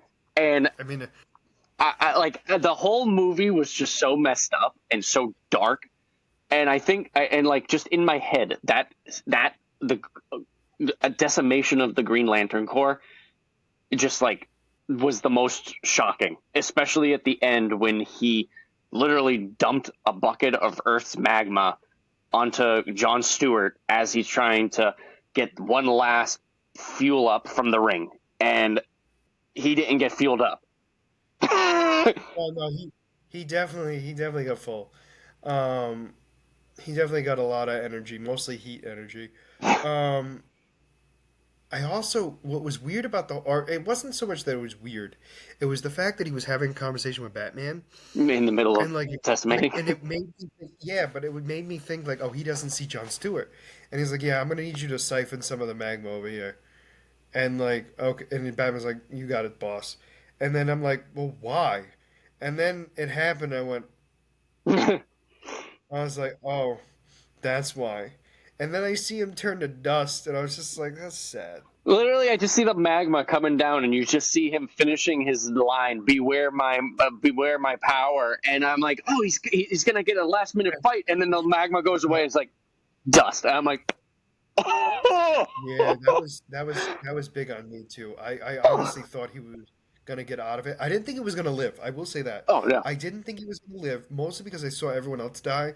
I said they're gonna give him a chance to like die in a different way, and I mean, technically he did, just not the way I thought. no, Um, and then so we're not. The weirdest part is we're not. I think we're now officially like halfway done with the movie. yeah, Um, there's so and much." so like part of this plan was to attack all the magma suckers out of on Earth to get all of the para dooms Paradooms, Because I yes, think at this that's what they're point called. Yep, they call them Paradooms. yep. Yeah, but they didn't call them that until this point in time. Yeah, Like, yeah. I mean, they're parademons, and they didn't find out that they were yes. parademons fused with Doomsday to make paradooms. Yeah, and so now they call them Paradooms. Yep. But anyway, so they're hoping that when they start destroying the things, that they will then be able, you know what I mean, then be able to get up to Apocalypse to blow up the planet. What happens is they only had enough people to divide into two teams, um, well, two attack fronts, and that's when John Constantine comes up with the idea to attack the third one, and he talks to Swamp Thing, and that is by far the funniest interaction because he's like, "Do you realize this is destroying Earth? Like you're green. I'm gonna deal with this." Because And then Swamp Thing does was so so. against it, he was like, "Yeah, let's just let the people die." And then Constantine's like, "If you let us die, the planet's dead." Yeah, do you realize this is destroying the planet? Not, it's gonna destroy your green. And that's when he was like, "Oh, well, okay, I'll change my mind." And that's when he goes full on ham. It just I didn't realize how powerful Swamp Thing was until I saw this movie. Like I knew he was powerful, but like like he literally just swept through so many paradooms and just tore down that tower. Like I didn't know the extent of his power. And the weird thing too is, and I don't know if you knew this, but like even if he got destroyed there, he would have just come back Yeah. because as long as there's green on Earth, he can still exist. Hmm. So that being said, so like I knew he was powerful, but I think it's because I did like a character spotlight on him, that I actually know him rather well now. The full extent. But he is insanely powerful. Like granted, like when you compare him to like Superman or like he'll lose to Superman and Batman, but like those are also the two outliers. You know what I'm saying? Hmm. Like he could pretty much take on a lot. Like he could take on Darkseid. Not necessarily win, but he can take on Darkseid. Okay. Only on Earth. Only on Earth. Obviously. Very specific. I know, but I have to preface that. Like when he's not on Earth, he is not obviously his at his strongest. There's no green. But no. And then anyway, so they do that, and then they get to Apocalypse. Then it's the Suicide Squad, Lois Lane, and Lex Luthor who are on the defense team. And then it's Raven, Constantine, Aragon, Superman. Superman. Why is there another one? Why do I feel like there's another one? Damien. Damien, thank you.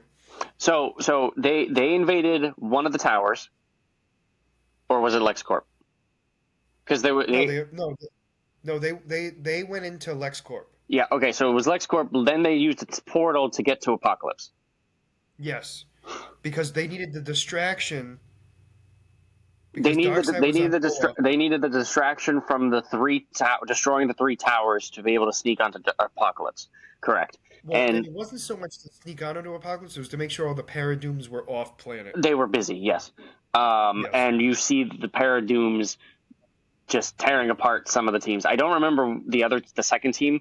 I know one of them had Batwoman and Batgirl, who, after putting up a big fight, get eaten. Yeah, the other one had Shazam in it. Right. Okay, that's when I saw him die, which still confuses me because Shazam can't die. He can die. He's invulnerable. Again, Superman's invulnerable. But so is Shazam. No. But Superman's in, and he dies. You know what I'm saying? Mm. Like it's what the point I'm making is that it wasn't like, so you also have to realize too, like it wasn't like it was a regular opponent either. Yeah, I guess. Yeah, I mean, no, Um, I get that. It's Doomsday. I get that. yeah, so I mean like, and it wasn't even like a regular Doomsday. It was like a lot of Doomsdays. Yeah. It was an army of Doomsdays. Um, Yeah, so he was missing a leg and he had like a magic leg. It was a whole thing. Um, but yeah, so that he was part of the other team, and then it was like all of Gotham, like literally, like it had Batwing, it had Batwoman, Batgirl, you name it, you name the bat, it was there. Yep. And died, and died. Yeah, yeah, yeah. A lot of dying. A lot They of dying. just and what was weird was at one point, like I thought they were just ripping them apart, but then at another point, I thought they were eating them. Yeah, no, they Did I were mistake? they were eating them. Yeah. Yeah, No, no, no, but you understand what I'm saying. Like in the beginning, like they were just ripping them apart, and then all of a sudden they were like in the second, like years later, or however long it was from the first fight that we saw, like then we find out that they like literally were just eating people. I was like, oh, that makes it worse.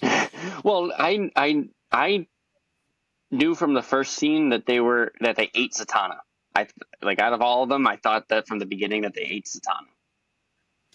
All right, that's fair. You know what? You're right. I The other ones, I was like, okay, maybe they were ripping them apart. Like Hal Jordan, I think maybe he got ripped apart. But like Zatanna, I knew that she got eaten, and then just like seeing Batwoman and Batgirl fighting, and then just get eaten, I'm like, oh, that's so disturbing. so then we get to the main fight. Well, actually, no. Before that, we have the mechas. Mecha Mira, Mecha Martian Manhunter, Mecha Wonder Woman, and Mecha Hawkman. Right. Yep. I was like, I knew there were four. I'm like, I got to get into this. This is when Aragon dies, which is very sad. And Although he loved it. he becomes himself again. He was so happy. Well, no, during the fight, he became himself. Yes. He was like, oh, this is finally a challenge.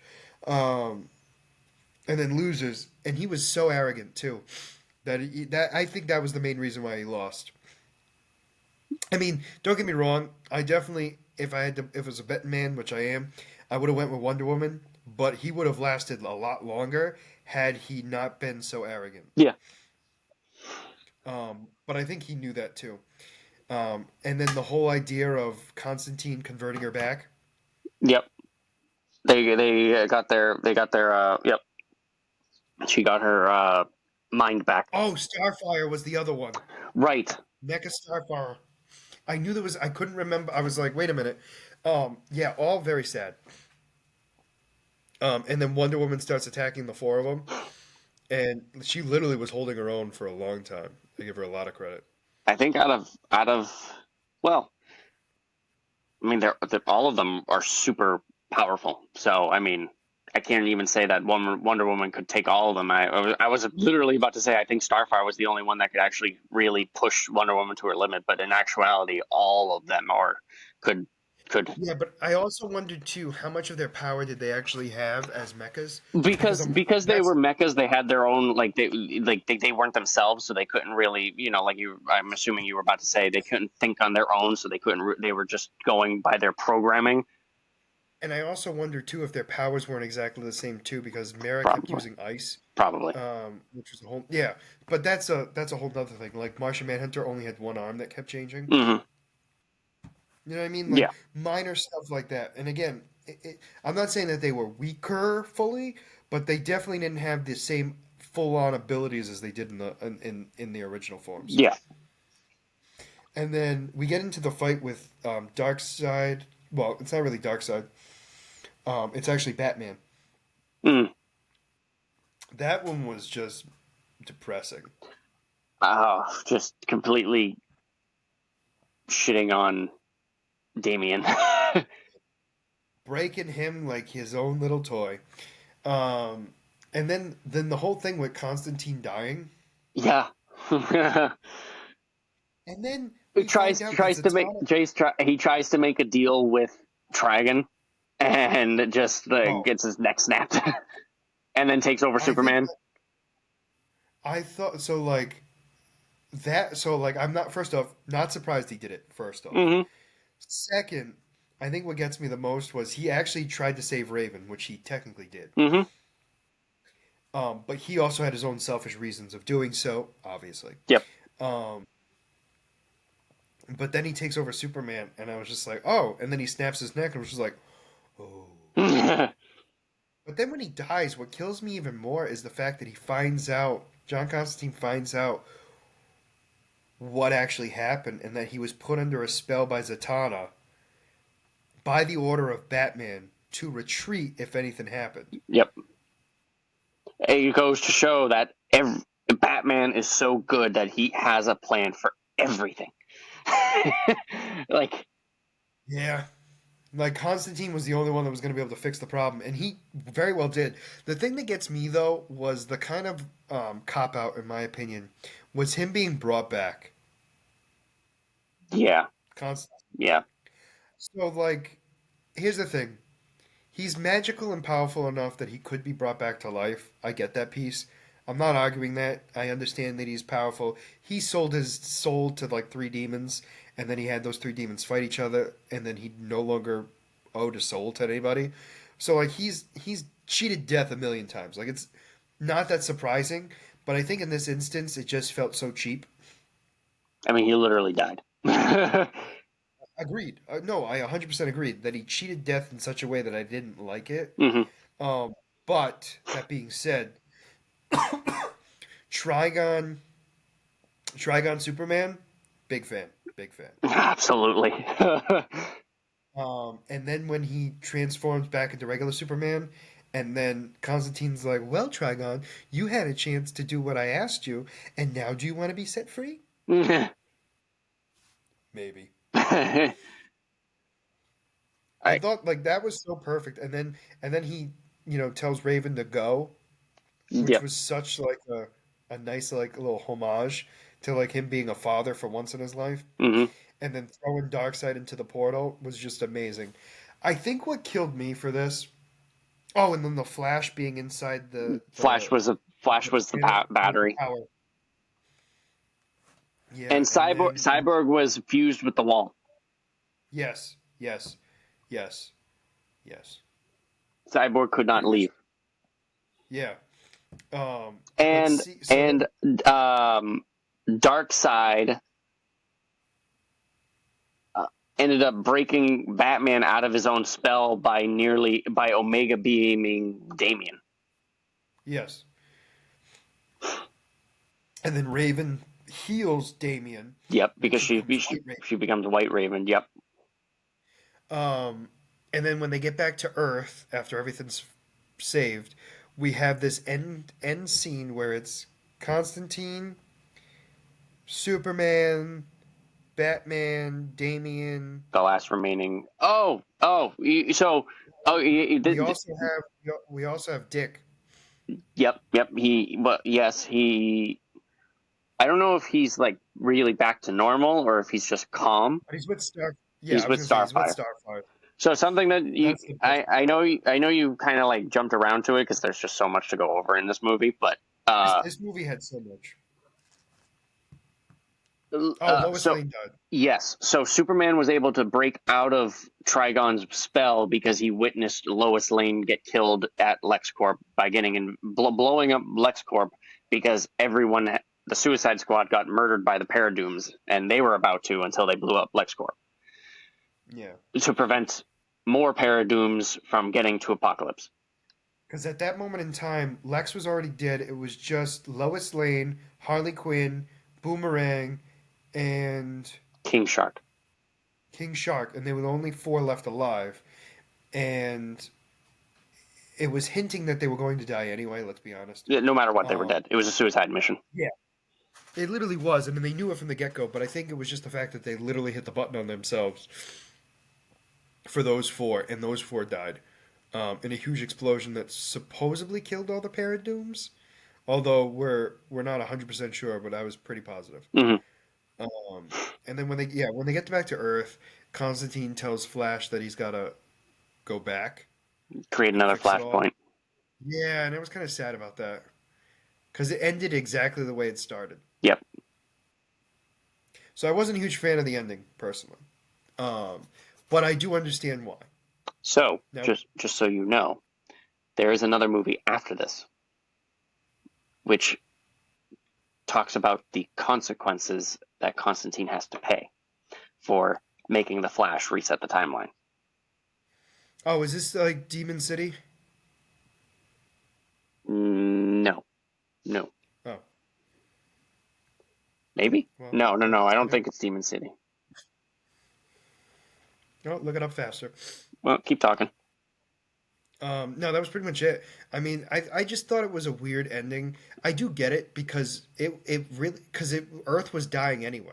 Hmm. There was so much magma loss that they lost so much mass that the planet was going to die one way or the other, whether it was going to be freezing cold or lava hot, and they weren't sure which way it was going to go, but they knew that the the mass was off, so therefore their orbit was going to be off, Hmm. and so they knew it was going to be done anyway. Did Yeah. you find it yet? No. So City of Demons came out in 2018, so that's definitely not it. Is it Constantine focused? That actually The does movie? not that does not sound familiar, to be honest. So no. No, no, no, no. What I'm saying is the movie Constantine focused? Meaning, like, is the movie only about Constantine, or is it about other characters as well? So it's one of those movies. Okay, I found it. It's called Constantine: The House of Mysteries. Oh, okay. So the thing about this movie that I did not like, which for the DC movies, for some reason, I don't know if this is like it with animated Marvel movies, and I don't like this. The movie isn't the whole movie. It's like it's mini movies in the one big movie. So like Ugh. it's like 20 minutes of Constantine House of Mystery, then it's like another 20 minutes of another movie, another 20 minutes of another movie, all mashed into one. And Oh, I'm not a fan of that setup. Like they did that for a couple of movies. Like it was Superman and Shazam versus Black Adam.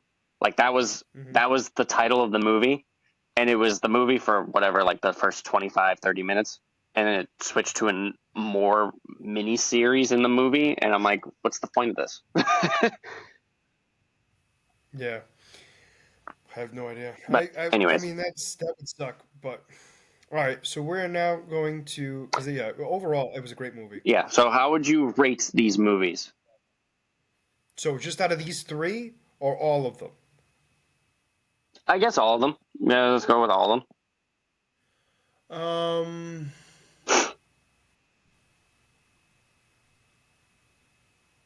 I would go Apocalypse War, them. Hmm. number one. Then I would go Death of Superman. Then I would go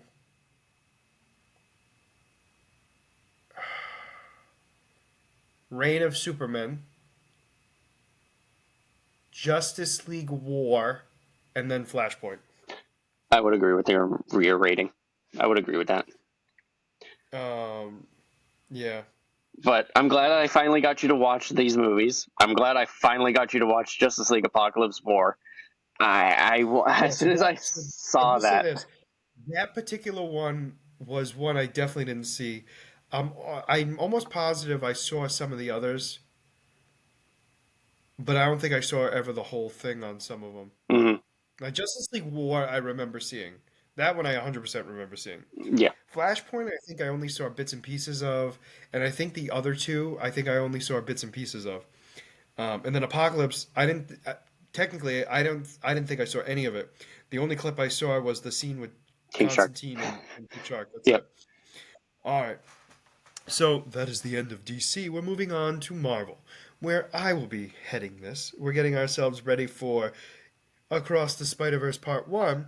So I decided to look up three specific Spider-Man universes. And you know what, Mike? I will tell you this. It is not nearly as bad as I made it seem. So I was making Mike terrified I about don't this one believe you. particular universe, and I actually didn't add it into my list of Oh, three. oh, good. Uh, Thank God. so the first one, okay, is of Earth 138. Now, for those of you who are not as well versed as I am in the Marvel Universe, a multiverse to be specific, which is also me, is actually called the Punk Universe. So, Oh, Punk Spider Man.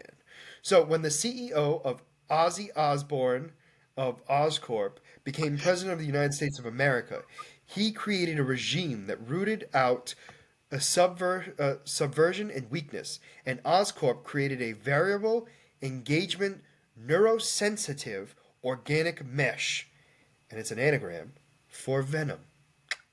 Oh. Yes. To empower Ozzy's brutal police force known as the Thunderbolt Department. Oh, yeah. And then elsewhere, we have a punk rocker called Hobby Brown who developed spider powers due to illegal chemical dumping, and he was able to create a spider army and help fight against Osborn, who eventually fell in battle with them.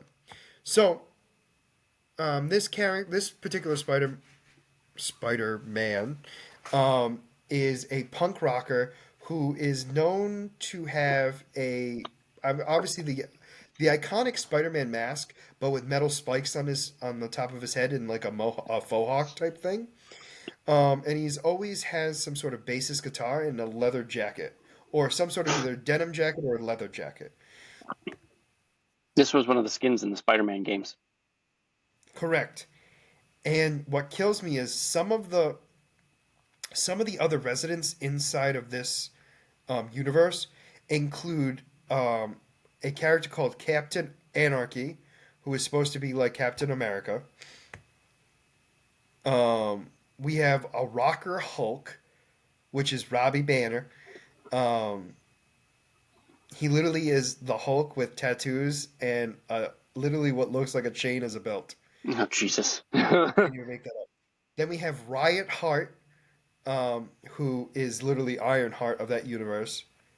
We have Kamala Khan, who looks pretty much the same for the most part. We have Daredevil, drummer of Philly, who is actually a woman. Um, and then we have Ozzy Osbourne, who is supposed to be a mix of Osbourne and Ozzy the Rocker. So, Oh, okay. I, what? I literally thought you got that. I was like, okay. I was like, I thought that was going to be a comment, and I was like, oh, dead silence. Okay. Well, I mean, And what then this, kind of comment am I going to make? I mean, it's Ozzy Osbourne. fair enough. So, well, yeah, but I mean, like in my mind, it's supposed to be like it threw me off a little bit because I was like, wait a minute, and I was like, it took me like in my mind, like I got it, I got the hint because it's a punk universe, but like, oh, they mixed Ozzy's name with Oscorp's last name, like Oscorp, Yeah. and I realized no, it works out perfectly because it's Ozzy Osbourne. But anyway, then we also have Taskmaster, who is Tony Masters in this, and Taskmaster irritates me in this one because all right, so he looks like he's a member of Kiss. I'll tell you that right now. No. I already don't Um, like it. but no, it's worse. The way they spell his name, Taskmaster, with the S's being dollar signs. Oh, God. So basically, it's literally like a universe where everyone is into music, Yep. um, and it's kind of it's a weird one. It's not awful, but it's just definitely a weird one. So I definitely wanted to put this in it, and it's supposed to have shown like how awful it would be if a big business took over um, the world, basically, and excuse me, making it more of a fascist government, and that's why Spider-Man of the punk universe came in to help out. And I believe this character was in. No, he's supposed to be in the new movie that's coming out. For sure, he's actually been seen in it. I don't know how much screen time he's getting, but he's definitely in the movie. Yeah, uh, I remember seeing him in one of the trailers. I think, if I remember correctly. So we were at Earth 138, and we know that the regular Earth is 616. Well, what would happen on Earth 9500? Well, we're gonna find out together. Oh God. Oh God. Dr. Max Born is a time spinner from the year 2020. Sorry, 2022. No, 2211. Sorry, I don't know why I messed up on that. It is literally 2211. I apologize. and is the Spider-Man of that year. His costume is a different costume than the original Spider-Man because it has four extra mechanical arms, and it does follow the normal color scheme of the red and the blue. And he is part of an organization that tries to prevent disruptions in the time field. Oh. Now, yeah, so he's part of this group that stops like think of like dealing with Kang. Hmm. Like that's what this now granted he doesn't truly deal with Kang, but like that's how I picture him to be like dealing with. So apparently he's aided the Spider-Man of 616 and Spider-Man 2099 in defeating the Hobgoblin of his universe, which is 2211, which is his main enemy. And it is there he discovers the Hobgoblin was in fact Robin Bourne, his own daughter. Dun dun dun. Ooh. Yes, and after Robin attempted to bring chaos into the current reality by introducing another Uncle Ben into it, she was unwittingly, erased by Spider-Man and one of his own retcon bombs, and it was because of that Spider-Man 2211 was subsequently shot and seemingly killed by the chameleon posing as Uncle Ben. Ooh. Twist. Yeah, he was. Yes. Although apparently later on Max was resurrected by Spider UK to his Spider Army because nobody dies forever. No. One of the big differences with him is he possesses incredible strength, obviously, but it has to do more with his arms, his mechanical arms, which shouldn't be all that shocking. His armor is bulletproof, except for apparently point blank range. That's how Chameleon killed him. It includes guided webbing, electro webbing, supplied air, four mentally controlled cybernetic arms, which is very similar to Dr. Octopus. He has vision sensors, rocket boots, and a time traveling engine. And his technology can view alternate timelines and perform memory wipes and use advanced modeling to forecast the most probable future events. Okay. Yeah, this one is definitely an interesting one. And Reminds me of what's the MCU Spidey. a little bit, yeah. But like, A little bit more. yeah, this one also his suit's very weird. He looks like so like how do I put this? Do you ever get those like rescue heroes where like their like fists and feet were like not proportionate to their body? There was these No. there were these toys that I had as a kid where like their body was like normal size, but then like their fists and feet were like massive Are they like compared to the those rest little of their tiny body. figurines? Yeah, yeah, yeah. Okay, I think I know what you're And talking about. that's what his costume looks like, and it just looks weird. But anyway, that's Spider-Man, Max Bourne of Earth 9500, and his own daughter tried to kill him. Isn't that fun? And then he erased her from Then this, existence. well, he didn't. Peter Parker did. Oh. Um, yeah, Spider-Man of 616 is what I said. Um, Oh, I didn't hear that part. Okay. I heard you yeah. say Spider-Man did it. I assumed it was him. No, I thought I said 616. I might not have said it. No, Peter Parker did it. And yeah, and then the Uncle Ben that they thought was brought back was Chameleon, Chameleon. and that's what shoots Max Bourne and kills him. Okay, so let's talk about. We've talked about Earth 138. We've talked about Earth 9500. Well, what happens on Earth 8? Isn't that interesting? Well, we're gonna find out. Earth 8 is a possible future of Earth 65. Now, that Earth should be very well known by you, mister. Um, and it is in which Miles Morales marries Gwen Stacy. So, Earth 65 is where Miles Morales is actually from. Earth 8 is a possible future of that Earth in which Miles Morales marries Gwen Stacy. And they Okay. become celebrities. So Okay. 20 years. Oh, get ready for this roller coaster.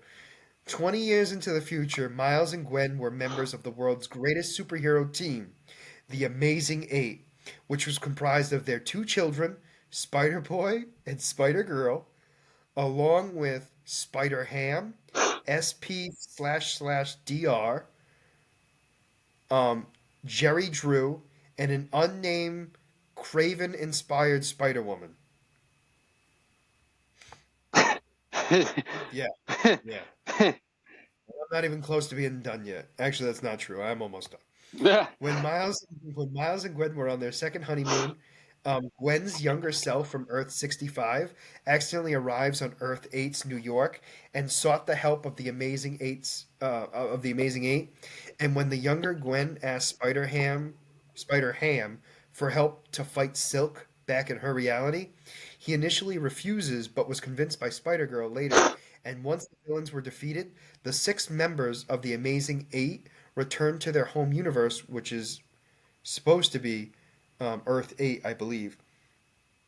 And what kills me is this is the part that gets me the most out of this is Earth 8 is overseen by Uta, which is UTAA, which is the Watcher, who harshly is critical of the lackluster colleague Uta, UTAU, the Watcher of Earth 65, since the alterations of Earth 65 will actually cause severe changes to Earth 8 and potentially result in losing the utopian nature of Earth 8 that he wanted. Huh? All right, so Earth 8 is like a utopian society now, like meaning like it's much better than what it has been in the past, and because of that, he wants it to stay that way. But because of the Watcher of that universe allowing Gwen to come into their universe, messing everything up, um, potentially is going to change everything and ruin what he's built. Okay. So the effects of Earth 65 affects Earth 8. Yes, and because things have changed, because they went back in time, technically, or went to their universe to stop Silk, It's going to change the universe, although it's unclear if it actually is. It's a weird situation. All right. So the I will say this. So the Amazing Eight, most of them were in Into the Spider Verse. Yep. So we have Penny Parker, who's in that robot suit. We have Spider Ham. We have Spider Man, Jerry Drew. We have Miles Morales. We have Spider. We have well, she calls herself Spider Woman in this, but she's Ghost Spider. And then and those were like the ones that were big into the Spider Verse. So most of these are coming back for Across the Spider Verse. So I'll be interested to see if they add any of the others that are mentioned in this Amazing Eight. But yeah, this one was a weird one for me because it was like what confused me the most was the fact that it's a alternate future of Earth 65, but it was its own universe, which Yeah. confused me a little bit. But it eventually made sense to me because what happened was Earth 65 is now different because Earth 8 went back to help them out, and now it's separate. That one's mind-boggling. Yeah, yeah. Welcome to the multiverse, man. It's a trip. It's a trip. So, what did you think of them? Because I made sure I didn't do any of the grotesque ones, because I know you don't like spiders, which is listen, hilarious. listen, Because listen. this, There's listening. there's a difference between Spider-Man, and then there's a difference where there's like Peter Parker falls into a pit of radioactive spiders and he gets eaten by them, and then they use his body as a husk to infect the world. All right, that one What is I'm getting at nightmare is fuel. All right. okay. So, Mike asked me to find specific ones, specific universes of Spider-Man, and I was willing to do just random universes of the Marvel universe. But then I was like, well, he wants that, then I'm gonna go gross. And then he cried, and then I changed it. So I changed them, and I will say this: I think these were actually better stories than the ones I was thinking of doing anyway. So it works in my favor. But I did wish I got to see you cry. Anyway, what did you don't think of don't them? don't you sit here telling me that I asked you to do this. I said, let's watch Into the Spider Verse. And you were like, no, I'm going to look up weird multiverses of Spider Man. And then I said, Actually, I said multiverse, and then that's when you said Spider-Verse.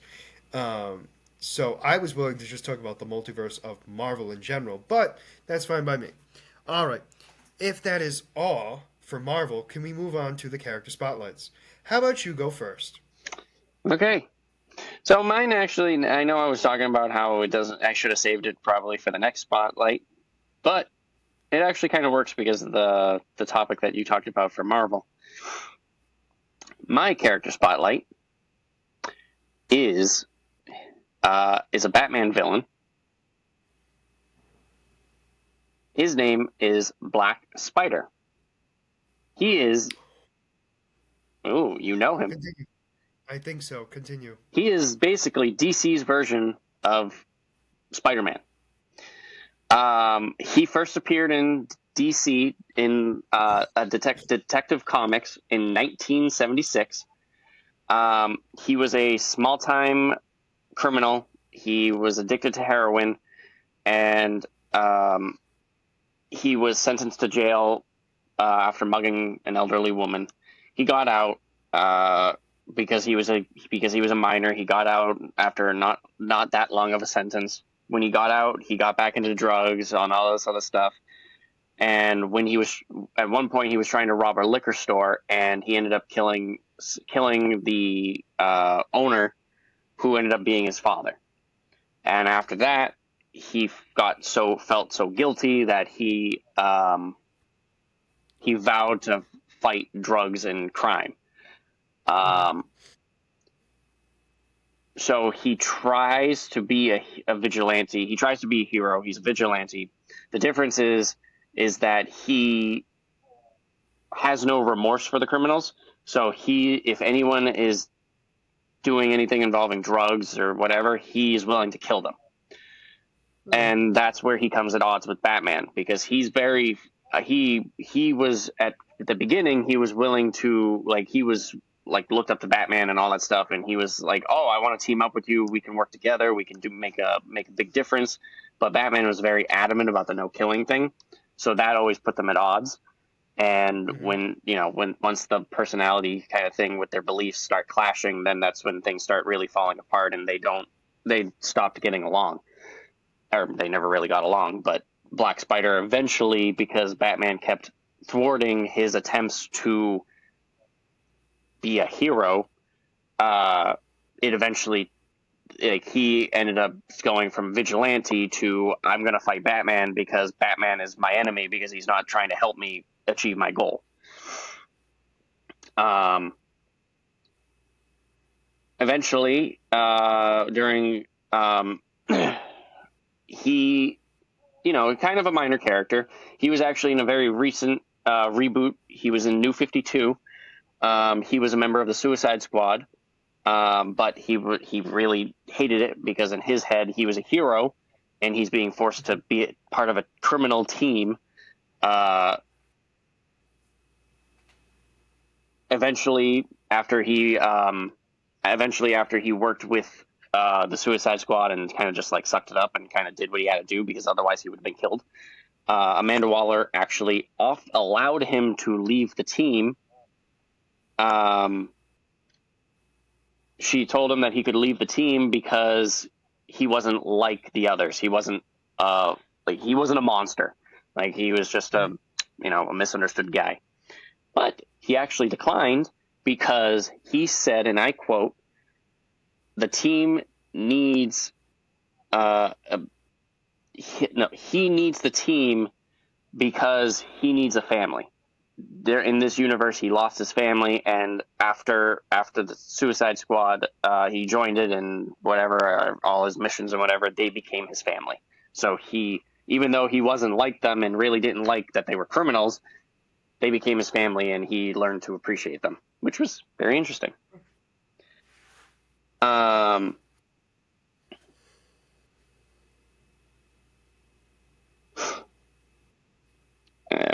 Yeah, I mean, he doesn't really. He's not really. He's similar to the Spider-Man in the sense of, like, he does the swinging around and uses these. He uses sticky webs and all that stuff to hold people against the walls.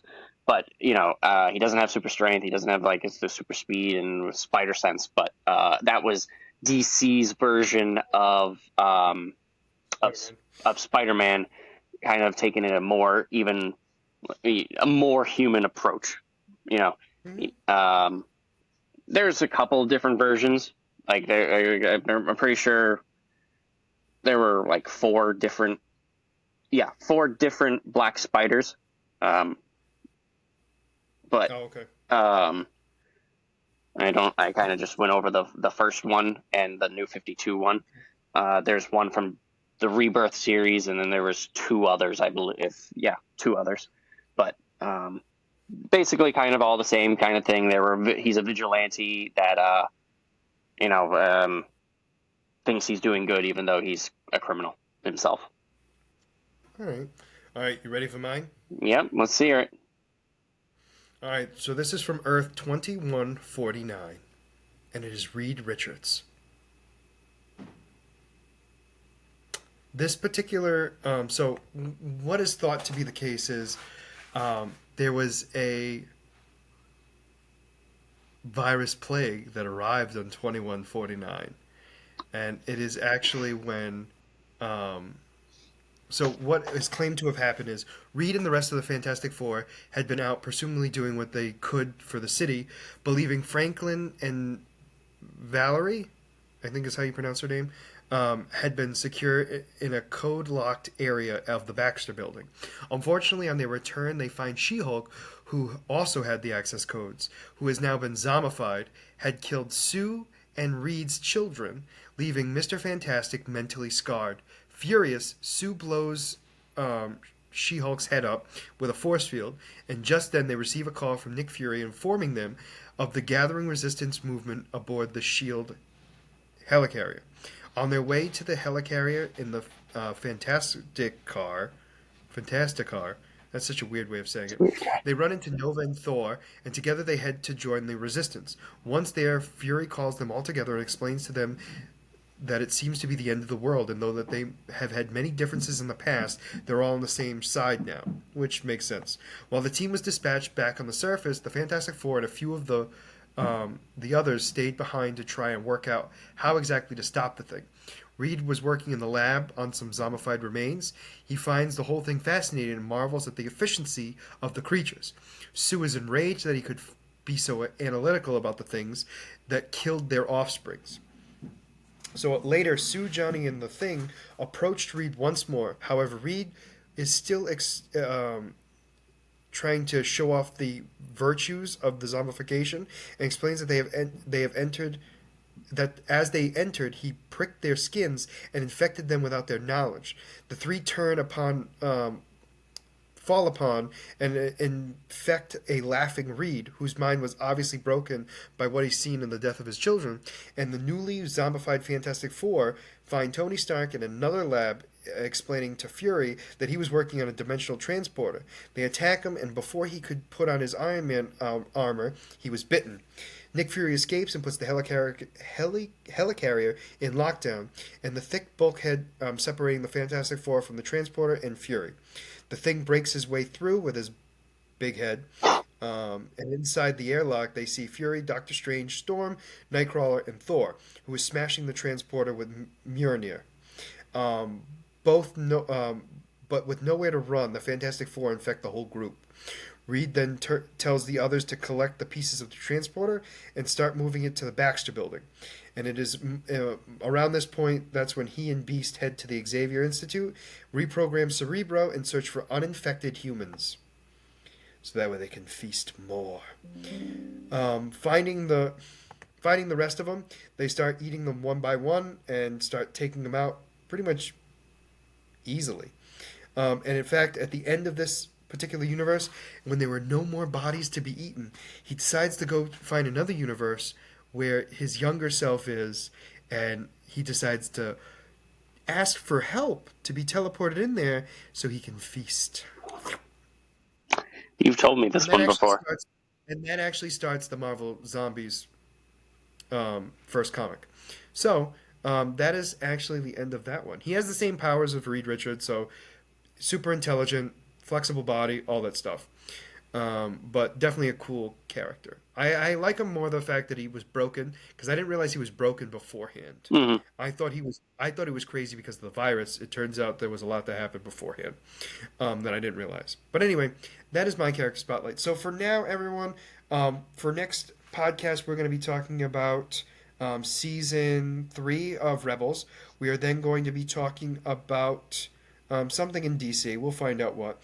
And then Marvel will be talking about Into the Spider-Verse. So for now, this is going to be Scott and Mike signing out of the Black Eel podcast.